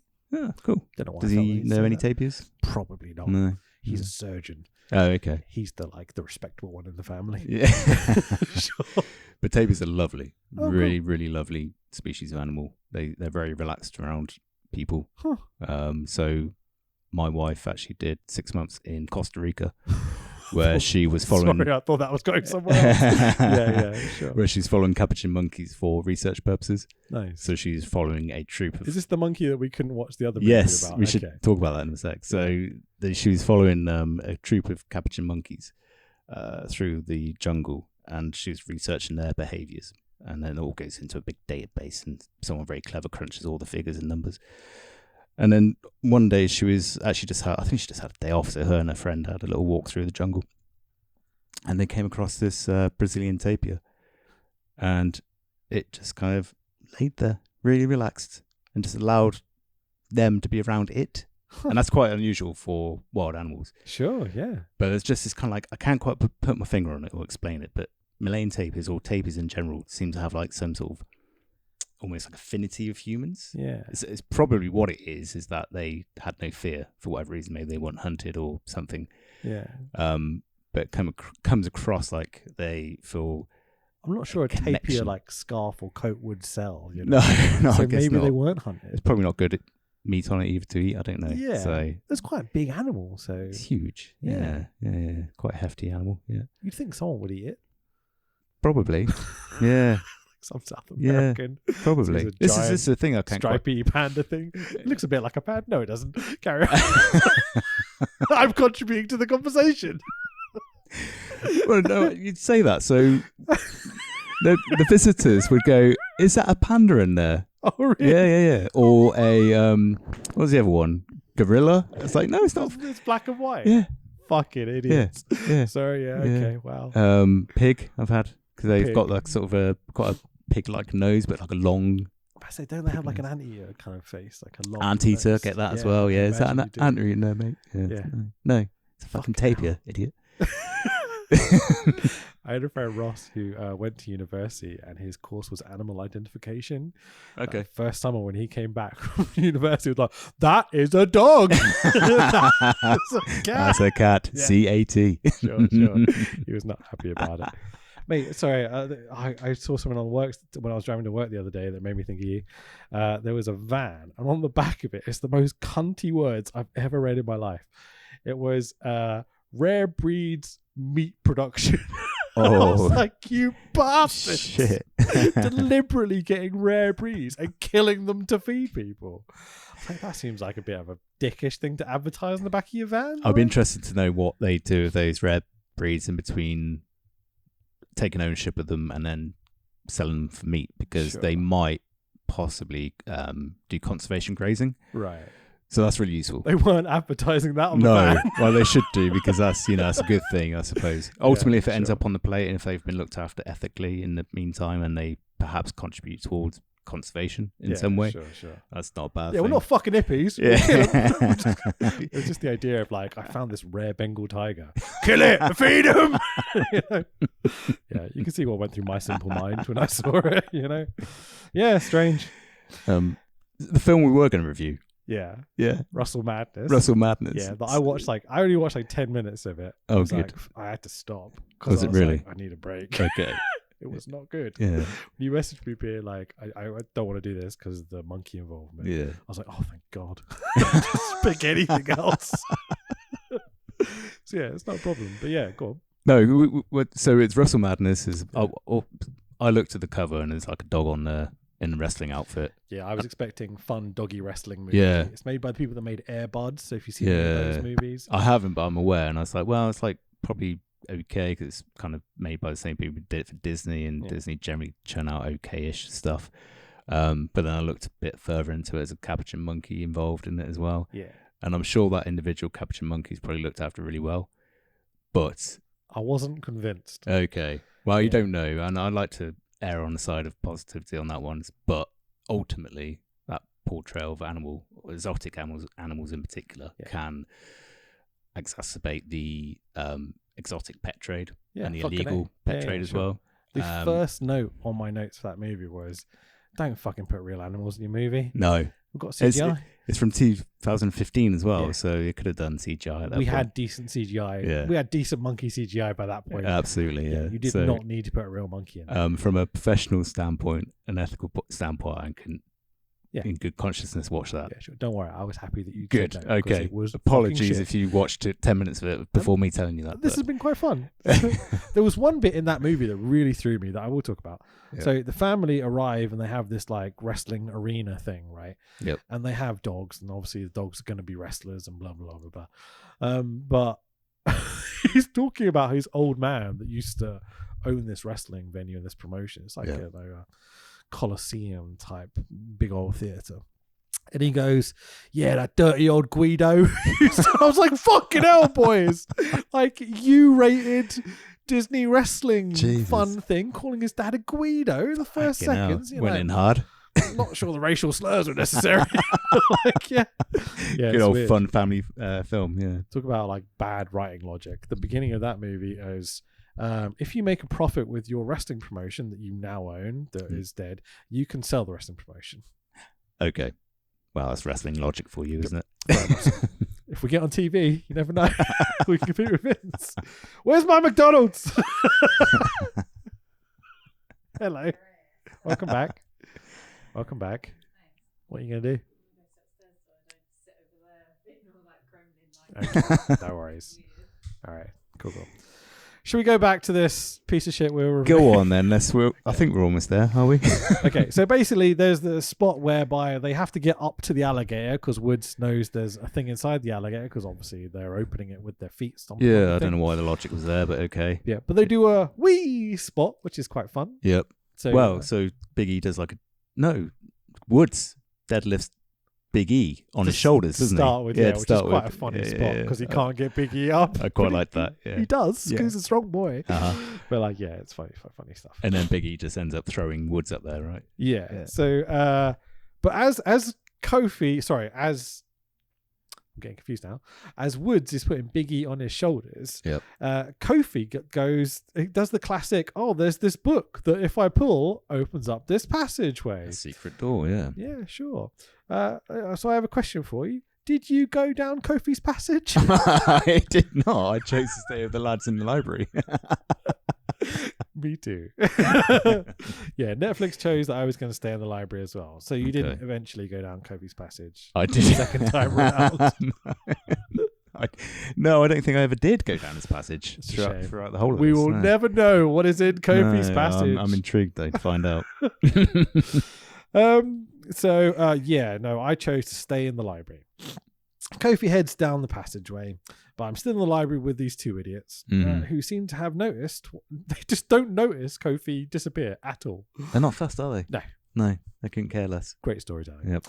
Yep. Big E goes, how else can we get up there? And Woods goes, just toss me. Filthy That's right. Bastard. So he tosses him off. Filthy. Woods goes, when you toss me, you've got to... I'll get this in. Like they did. Woods goes, when you toss me, you've got to stand on that to open the mouth. Dirty little sod. It's not the first time he said that. I've seen the videos. Poor Paige. She did nothing wrong. I know. I'm sorry. Yeah, so the blah, blah, blah, blah, blah. There's the tossing high spot. Yep. And Woods goes, there's something in there, and sticks his whole arm in the gator's mouth. Yeah. What could go wrong? As Woods reaches in, there's a big sound effect, a big wobbly video effect thing. Biggie is distracted by a spooky pain. I think he's just feeling a bit spooky and not very well. Yeah. Well, his soul's being destroyed. From Yeah. It can't be nice, can it? Sure. So he's not having a good time. So No, he kind of like poor gets guy. distracted, even though he's meant to be lifting up Woods to the Mhm. gator. The gator's mouth slams shut on Woods' arm, and Biggie then recovers. He's hit L1. Shakes or off, whatever. yeah. Yeah, shakes off. Yeah, that's what happens when your soul gets taken away. Yeah, right? You can of just course. shake it off. Everything's fine. Yeah. He watches Woods as Woods falls to the ground. They do the big comedy, it bit my arm off spot, Yeah. where he's got his hand up his sleeve Uh-huh. and he's like, ah! Which I thought was funny. Yeah, I It's like good that. for the kids. I made but- note of that. Yeah, that's cool. Yeah. But, he unveils his hand by sticking it out the sleeve and he's Yeah. got a key. Yay! So that's 2 keys now. So we're getting Well, there. for me, it's 1 key Oh, Christ. because this is the first thing that happens. So I've got 2 at this point. I'm It's ahead. okay. Cue the New Day music. New Day rocks. New Day Day rocks. It's great fun. So blah, blah, blah. They happily wander off past the camera, not giving a shit what happened to Kofi. And at this point, I cut to the urn glowing a bit in the living room. Yep. Terrifying. Oof, I was very scared. Glowing. Glowing. Yeah. Oof. It was purple. It's a lovely shade of purple, isn't it? Sure. So here come Biggie and Woods into the room. They're looking for Kofi. The urn glows a bit more. Biggie about Kofi goes, I bet he abandoned us. And Woods goes, yeah, probably. Yeah, because I think the urn is affecting their mind at this point, right? Maybe. I'm not Because sure. This is Because they definitely look at it and go, and kind of get some acting in. so. This comes into a scenario that I come to later Interesting. when they say, "I bet Kofi abandoned us." Yeah. So this actually comes into play later. In what way? So my understanding of this, watching it, was that the urn was starting to affect their mind, Yeah. and they had this paranoia that Kofi abandoned them. Okay. Yeah. And then that comes up So the bit later. where 'cause Kofi they goes, hey claim- guys, I'm going down this passageway. Are you going to come with me? He just... Yeah. Yeah. And they claim that he wanted to split up the team, right? Yeah, there was a bit, he'll do that before we get a chance or something. Yeah. Or other. Yeah. Uh-huh. Yeah. So this comes up later because you get to the challenge. I'm trying to remember what happens after the morgue. Let's get there and we'll talk Okay, about because I alright, can't okay. quite remember how I'll it skip pans over my out. morgue bit because we've already done that already. Sure. But yes. Kofi turns up out of a vent anyway, doesn't we were talking about Argas earlier. he? Yes. Yeah, what he falls out of looks a bit like an Arga. Oh, So I okay. was thinking, like, does I don't know. Okay. Yeah, I'm not sure the build has justified the high spots. No. Adding this wrestling logic to everything is quite fun. It's great, isn't it? Yeah, like you've got to establish your heel a bit more, right? Yeah. I think guess so. in your story, you had Taker appear with Woods in the corridor. Yes. But my story is just they wandered around. He's put his glass to the painting. Yep. They've gone to a library Yep. and got a key. Because the heel is the urn, really, at this point, isn't it? Oh, interesting. But, Because like- I don't think Undertaker wants to be heel. Is Taker the manager of the urn, or is he controlled by the urn? Because Bearer controls Taker. He's with the urn, controlled by right? the urn, isn't he? So is Paul Bearer in charge? Is he the ultimate? Yes, you're right. heel? This is the Paul He's Bearer story we've he's always con- wanted. He's controlling it from the portrait in the upstairs room. No, that was kind of half naked ladies and all sorts of weird But stuff. he was he not? Oh, there is a little portrait of Barry. Yeah, you're Yeah. right. Yeah, sorry, I was thinking about the one where he puts the glass to it. Anyway, So they've got 2 keys. They join them together. yes, sure. So Wood shows the boys the keys. Yep. Kofi uses the key on the lock, and half the urn's bondage gear is removed. Yes. And then Taker voiceover goes, "You've only got half the key. Soon the ritual will be complete." The New Day lads do their best. Oh no! no kind of panicked acting. It's quite funny. I've just written a note here. It's just like, I'm so done with this at this point. Like, I just do not give a shit. I was ready for bedtime by this point, yeah. Yeah, very much so. Suddenly, Big E, well, I wonder whether you got this bit, pukes neon laser vomit. Yeah. That was jolly, wasn't it? Great effect. Brilliant. I was totally back in. I was like, okay, if you're going to do that, like puking, like purple vomit, fine. Yeah, great. I'm in for just some VFX. That sounds great. That was great. Yeah, okay. Yep, so we've got Pukey E.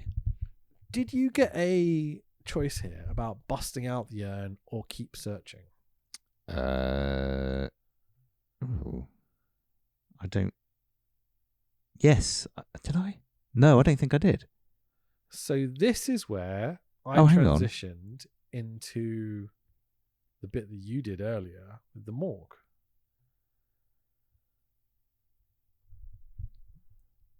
Really?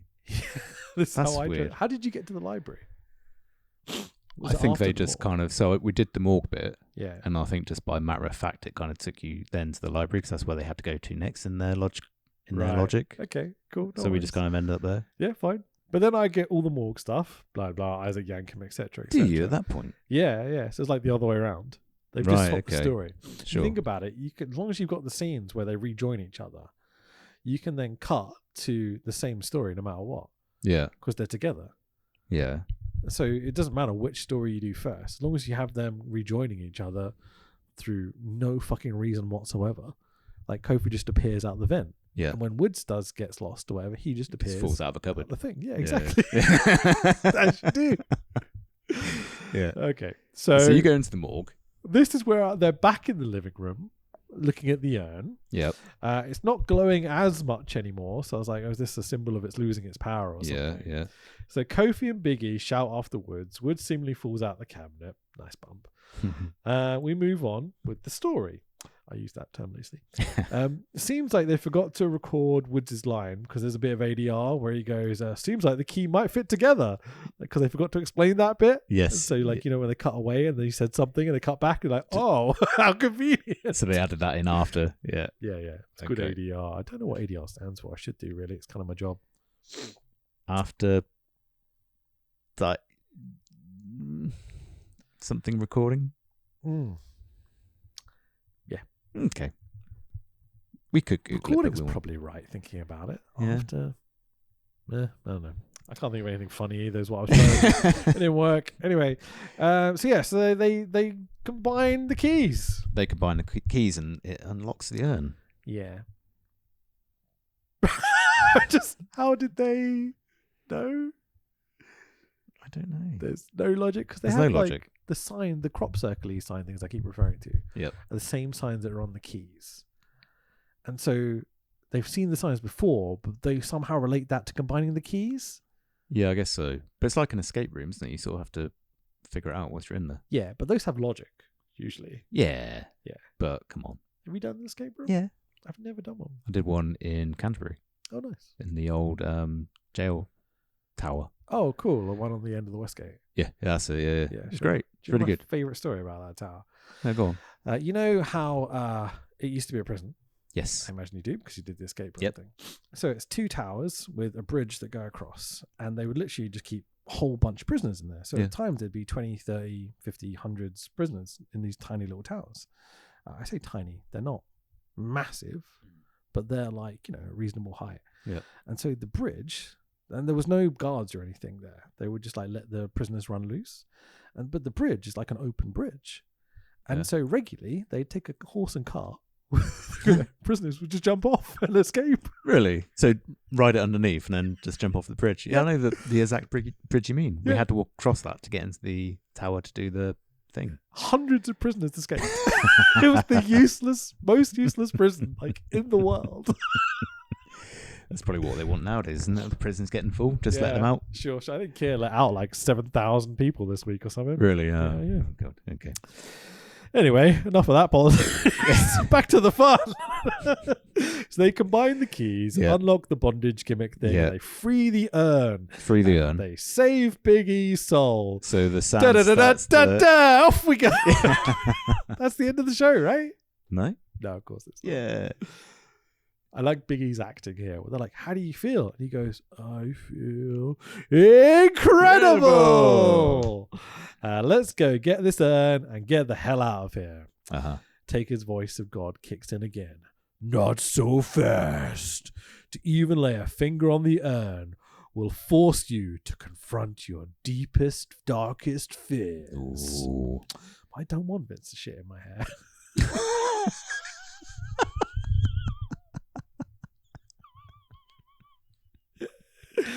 Yeah, sorry. I felt the need to put that in. I was so just like out of it by this point. It's been a long day at work. I've been watching this terrible thing. Yeah. About 90 minutes in at this point. Jesus. I was just like, you I'm put a just- shift in for this. Yeah, pretty much. I'm just going to start writing terrible jokes. So yeah, apologies if they get worse. Don't worry. It's all good. The New Day boys laugh it off and all touch the urn at the same time.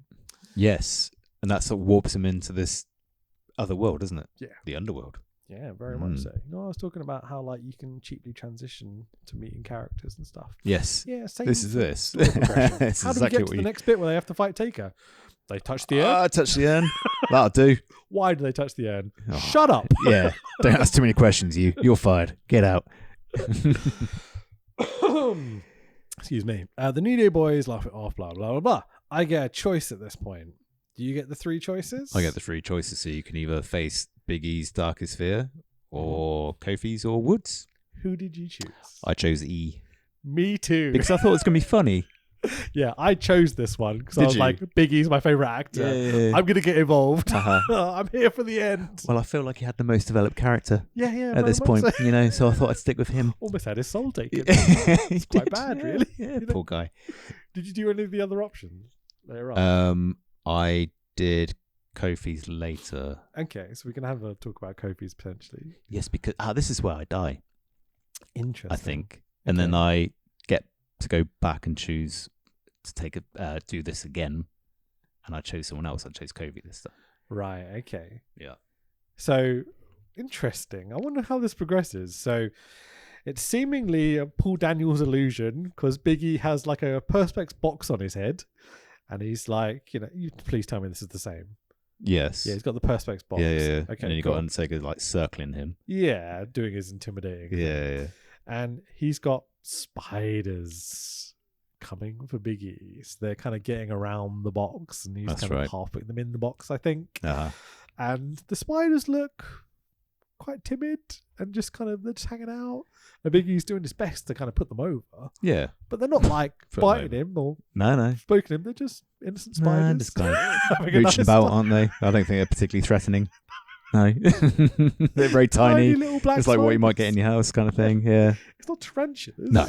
Or like, an arachnid movie spider or something. It's just little spiders. Little hanging around. spiders. Yeah. Oh, it's fucking great. Biggie has to join the Undertaker. And Undertaker will free Big E if he joins him.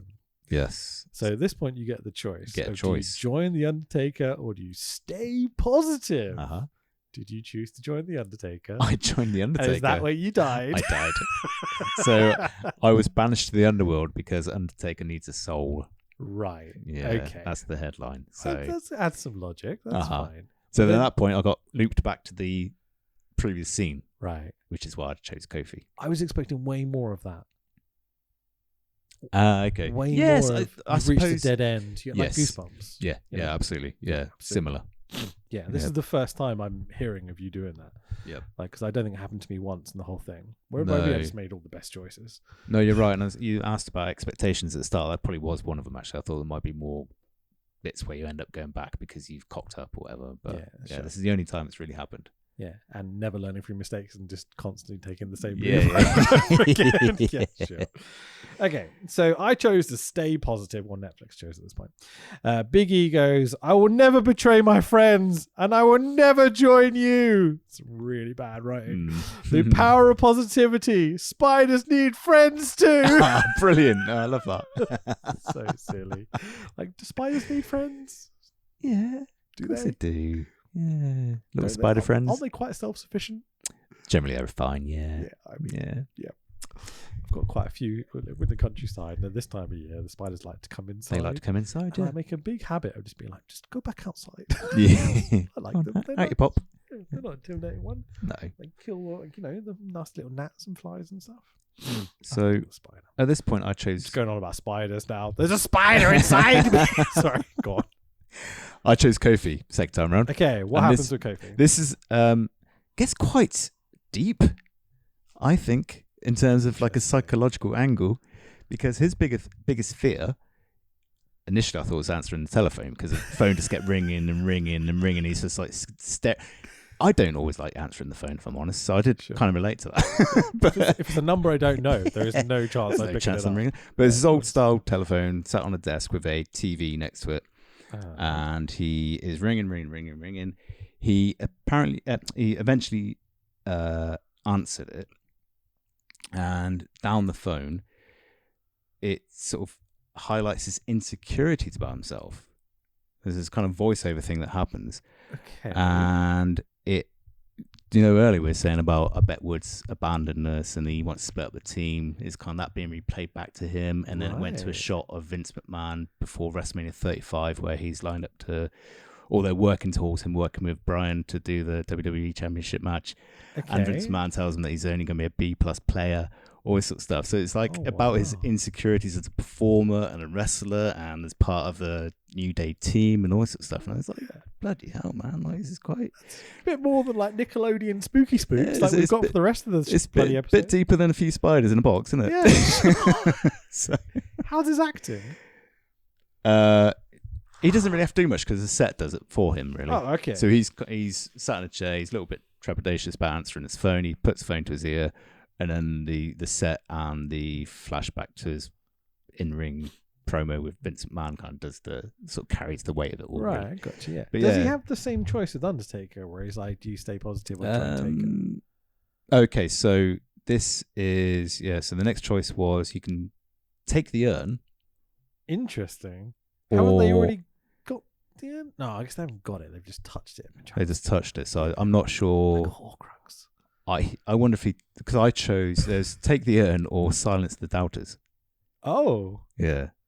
Hmm. So I chose to silence the doubters rather than Yeah. take the urn. I Sure, suppose if I took the urn, that would probably send me back again. Yeah, I think that would do I the same assume, thing and again. I didn't want to go back again. But you get to do Woods' story. Sure. And then so I silence the doubters and end up smashing the telly, which is on replaying the Vince McMahon angle. Okay. And then after that I find myself in a coffin Oh, yeah. next to the other lads. So yeah, I think this we're is probably where- at the same point This now. is where they rejoin again. Yes, like, yeah. So I didn't really understand how I got there though. I was just in a coffin, Yep. and that was it. Same with It doesn't Big matter, E. does it? Big E's like, I'm going to stay positive. And then Yeah. he's like, where am I? Like, what? I'm in a coffin. We didn't even do the urn transition that time. We're just like, we need another scene. Yeah. Let's just get to it. I think by this point, we're all quite grateful that they're just getting to the last scene. I was quite pleased we're getting there. Yeah. Please, just hurry up. So we cut to all three lads trapped in coffins. Yep. And they're not really trapped. They all just kind of push the lids off and stand up. Yeah, easy. Yeah, no issue. I don't think it should be that easy to get out of a coffin. Well, Undertaker's not very proficient at putting nails in coffins, is he? He does tend to just slam the lid, cut, and run. Yeah. Slam the lid closed and just declare himself the winner. Uh-huh. Fuck off. That's it. Although, was it Survivor Series 92 against Kamala, where he actually put some nails into the coffin? Did they? I think so, yeah. I don't remember that. Yeah, at so all. they had a coffin match. I think it's the first one 92 on makes pay-per-view sense, but- anyway. Yeah, okay. And then Kamala went in and they did this whole thing outside the ring. I think it's the first and only time they did it, but actually put nails into the coffin all the way around. Wow. Yeah. Did they bury him or anything? Or No. that was it? No, we just Undertaker just walked off after that. Did Taker win that? Yeah. So Kamala fit in the coffin. Yeah. Impressive. Yeah. I'm fat.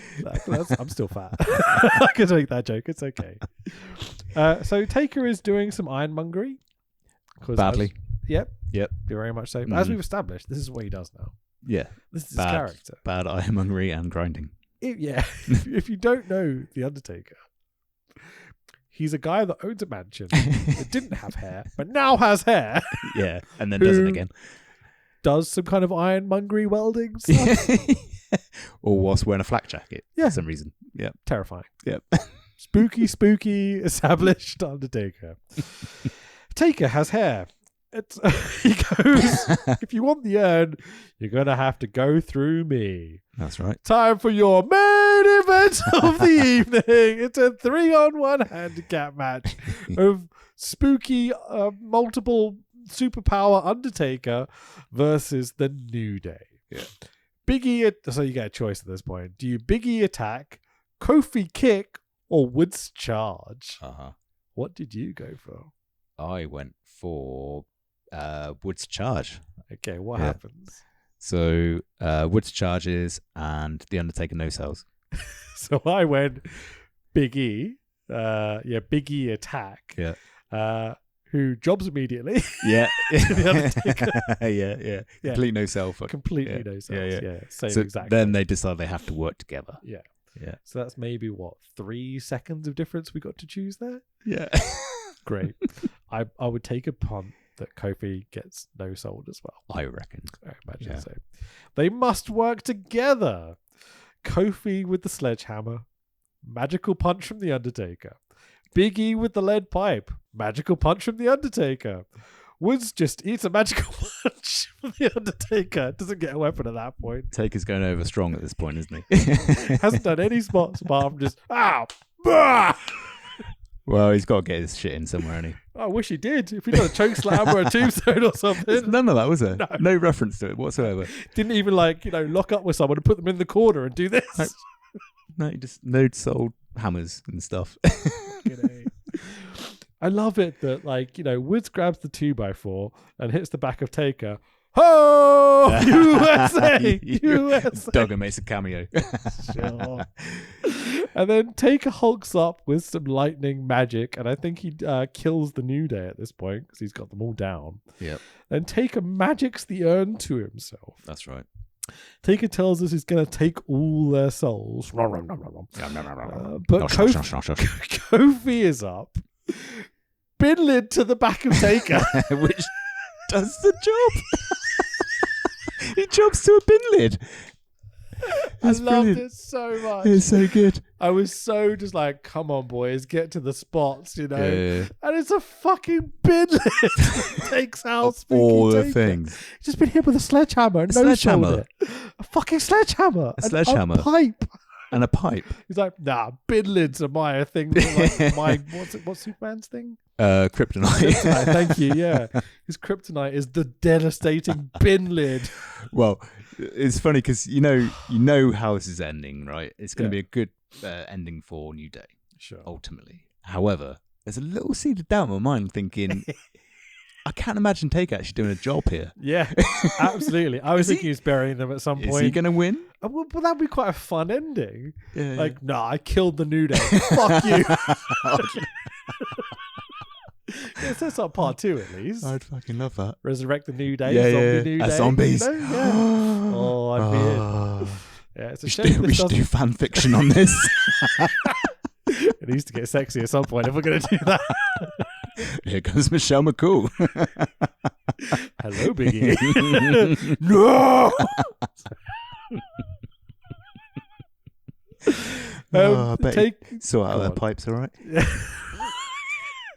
ceiling pipes. Yeah, ceiling pipes, that is. Everyone's got ceiling pipes. I know what you're talking Of about. course. So Taker at least gets one spot in where he does the goozles to Kofi and Woods because he does his no sell thing. He's like literally dead on the floor after being hit with a fucking bin lid. And he does the eyes open, grab the goozles. The lads trap Taker with a chain. There's a chains is the Undertaker joke here, but I was too tired to make it because when does the Taker versus Taker, it's chains that does it. Yeah. He's not big enough to protect the Undertaker anyway. No, quite evident when they're actually squaring up at SummerSlam, wasn't it? Yeah, and every single kid in the world went, oh. Yeah. So I was quite convinced up until that point. I was. It's a good story. Well, as a whatever I was, 10. Yeah, as a kid, you're like, oh my god, there's 2 of them. Yeah. No, 2 Undertakers. Yeah. Sorry. Simpsons. So it's fine, don't worry. Grab the urn, destroy the urn, the two choices you have here at this point. What did you do? Did you grab the urn or did you destroy it? I chose to destroy the urn. So this is the first time I think I got it wrong. Because I chose to grab the urn. Ah, did you? Yeah, and the New Day lads have escaped somehow. They're just at the front of the house. Okay. After grabbing the urn. Okay. And they go, "Where's the urn?" And I can't remember who says what, but they go, "Where's the urn?" And he goes, "I think it just kicked us out of the house." And that's the finish. Is that the finish? Yeah. And that's the end of it. like, what? That's weird. Right. And so it cuts back to where you just were and makes you pick destroy the urn. Okay. And I was like, but why would I go back? They've escaped. But also, wasn't the whole idea to get the urn? So your logic was correct. Really, wasn't it? Yeah. Because you want to take the urn and get out of there. Because after the urn, the initial first line Kofi said was, "We need to get the urn." Yeah. So for you to choose to get the urn, It's the right choice. is the right choice. And they escaped. And they escaped. And I still got forced back into that room with the Undertaker. Yes, he's very Anyway. forceful. So what happens when you destroy the urn? Because I got to destroy the urn eventually, but I'm assuming it's the same. This is possibly a bit of a crossroads as well. So Mm. I chose to destroy the urn. Yeah. And this is where the vial of power comes in handy at this point. I got this repeat spot as well. Yeah. So I think it's E. He necks the power juice and smashes the urn with a sledgehammer. Yeah. Yeah. Undertaker disappeared, and then so does the urn. Uh-huh. And then they start to celebrate. Yep.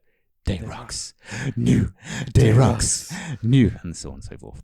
At this point, they're interrupted by a dong. Someone had a big dong. And there's an open coffin. The lads stand over the coffin. Yep. It glows purple a bit. And they transition into the lads climbing out the coffin outside the house. Outside in the field. Where they were for me 2 scenes ago. Why am I being forced to do this? I don't care if Undertaker's dead or alive. Or the coffin's whatever. No. And fucking yeah.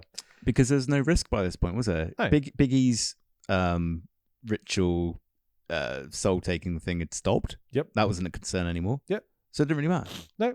You're out of the house anyway. We've got Taker down. They've kind of won. Yeah. We've chosen to touch the urn, Yeah. which assuming has magical powers. So we've got a magical urn. We've escaped and we've beaten the Undertaker. Yeah.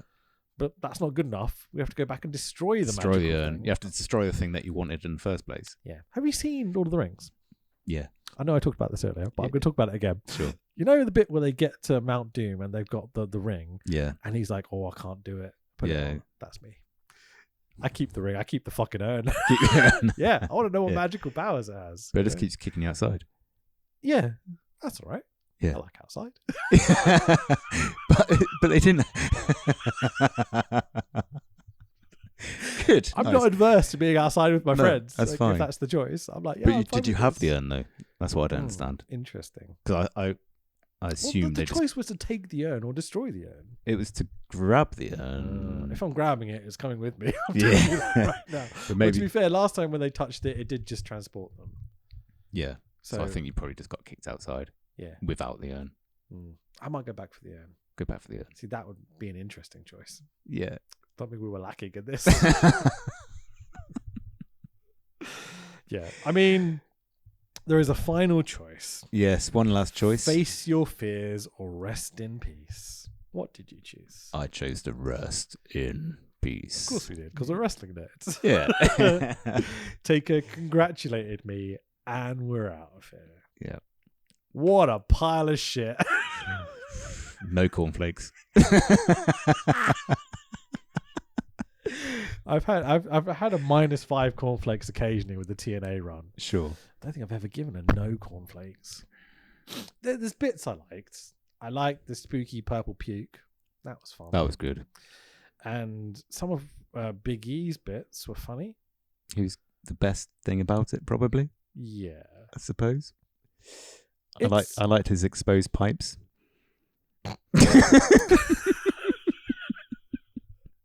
Yeah, ceiling pipes. We'll come back to Ceiling me. pipes.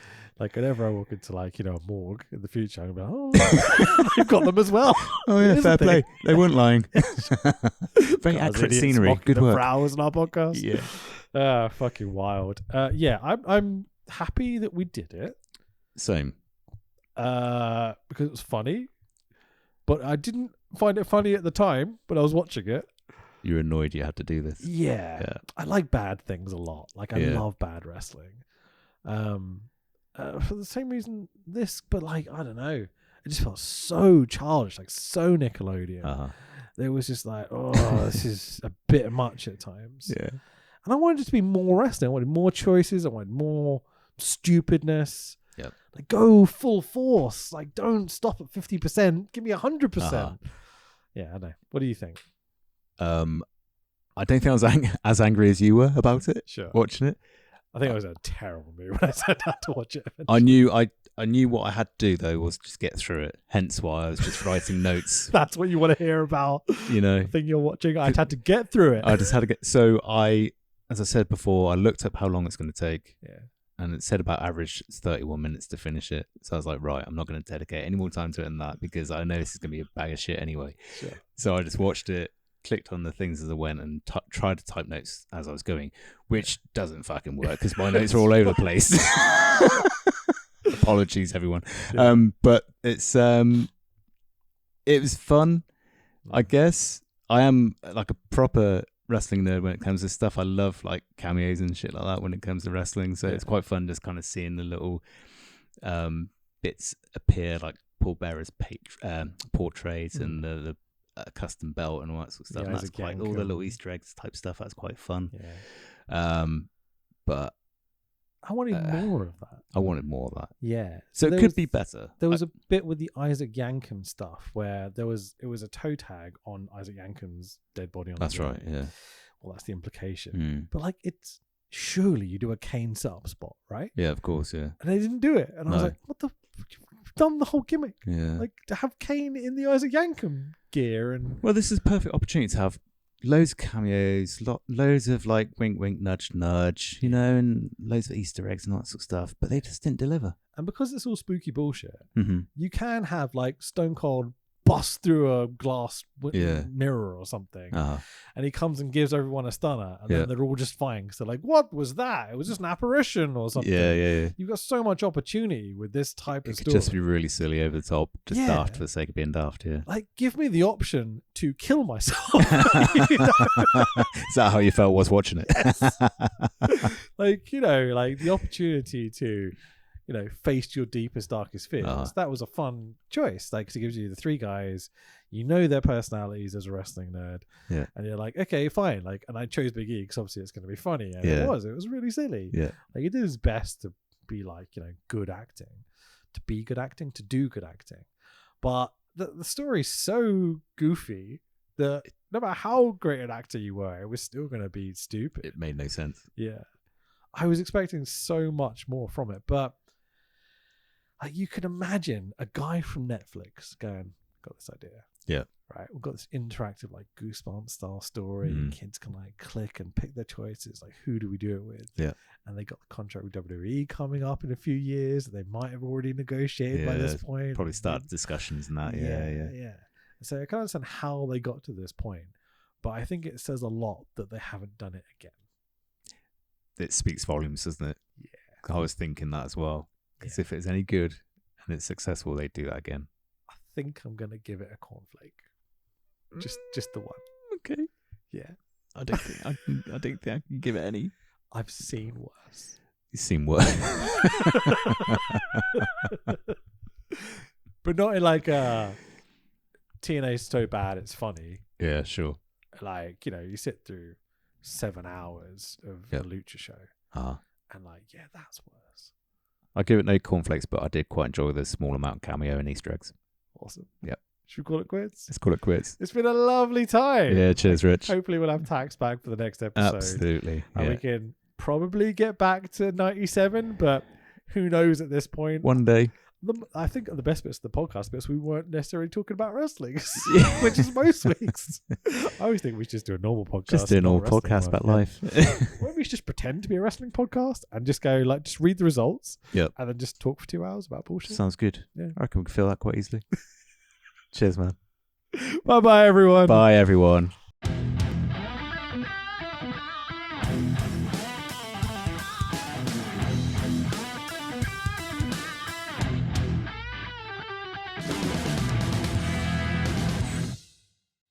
The louder you guys are, the better the wrestlers will perform for you tonight. And that's why I kicked your leg out of your leg. We're tough. We can take it, baby. You got to penetrate in the back, baby. Oh, I can see what you're talking. Wait just a minute. Oh! And I don't pose too well for girly books. This is bullshit. My name is Piss.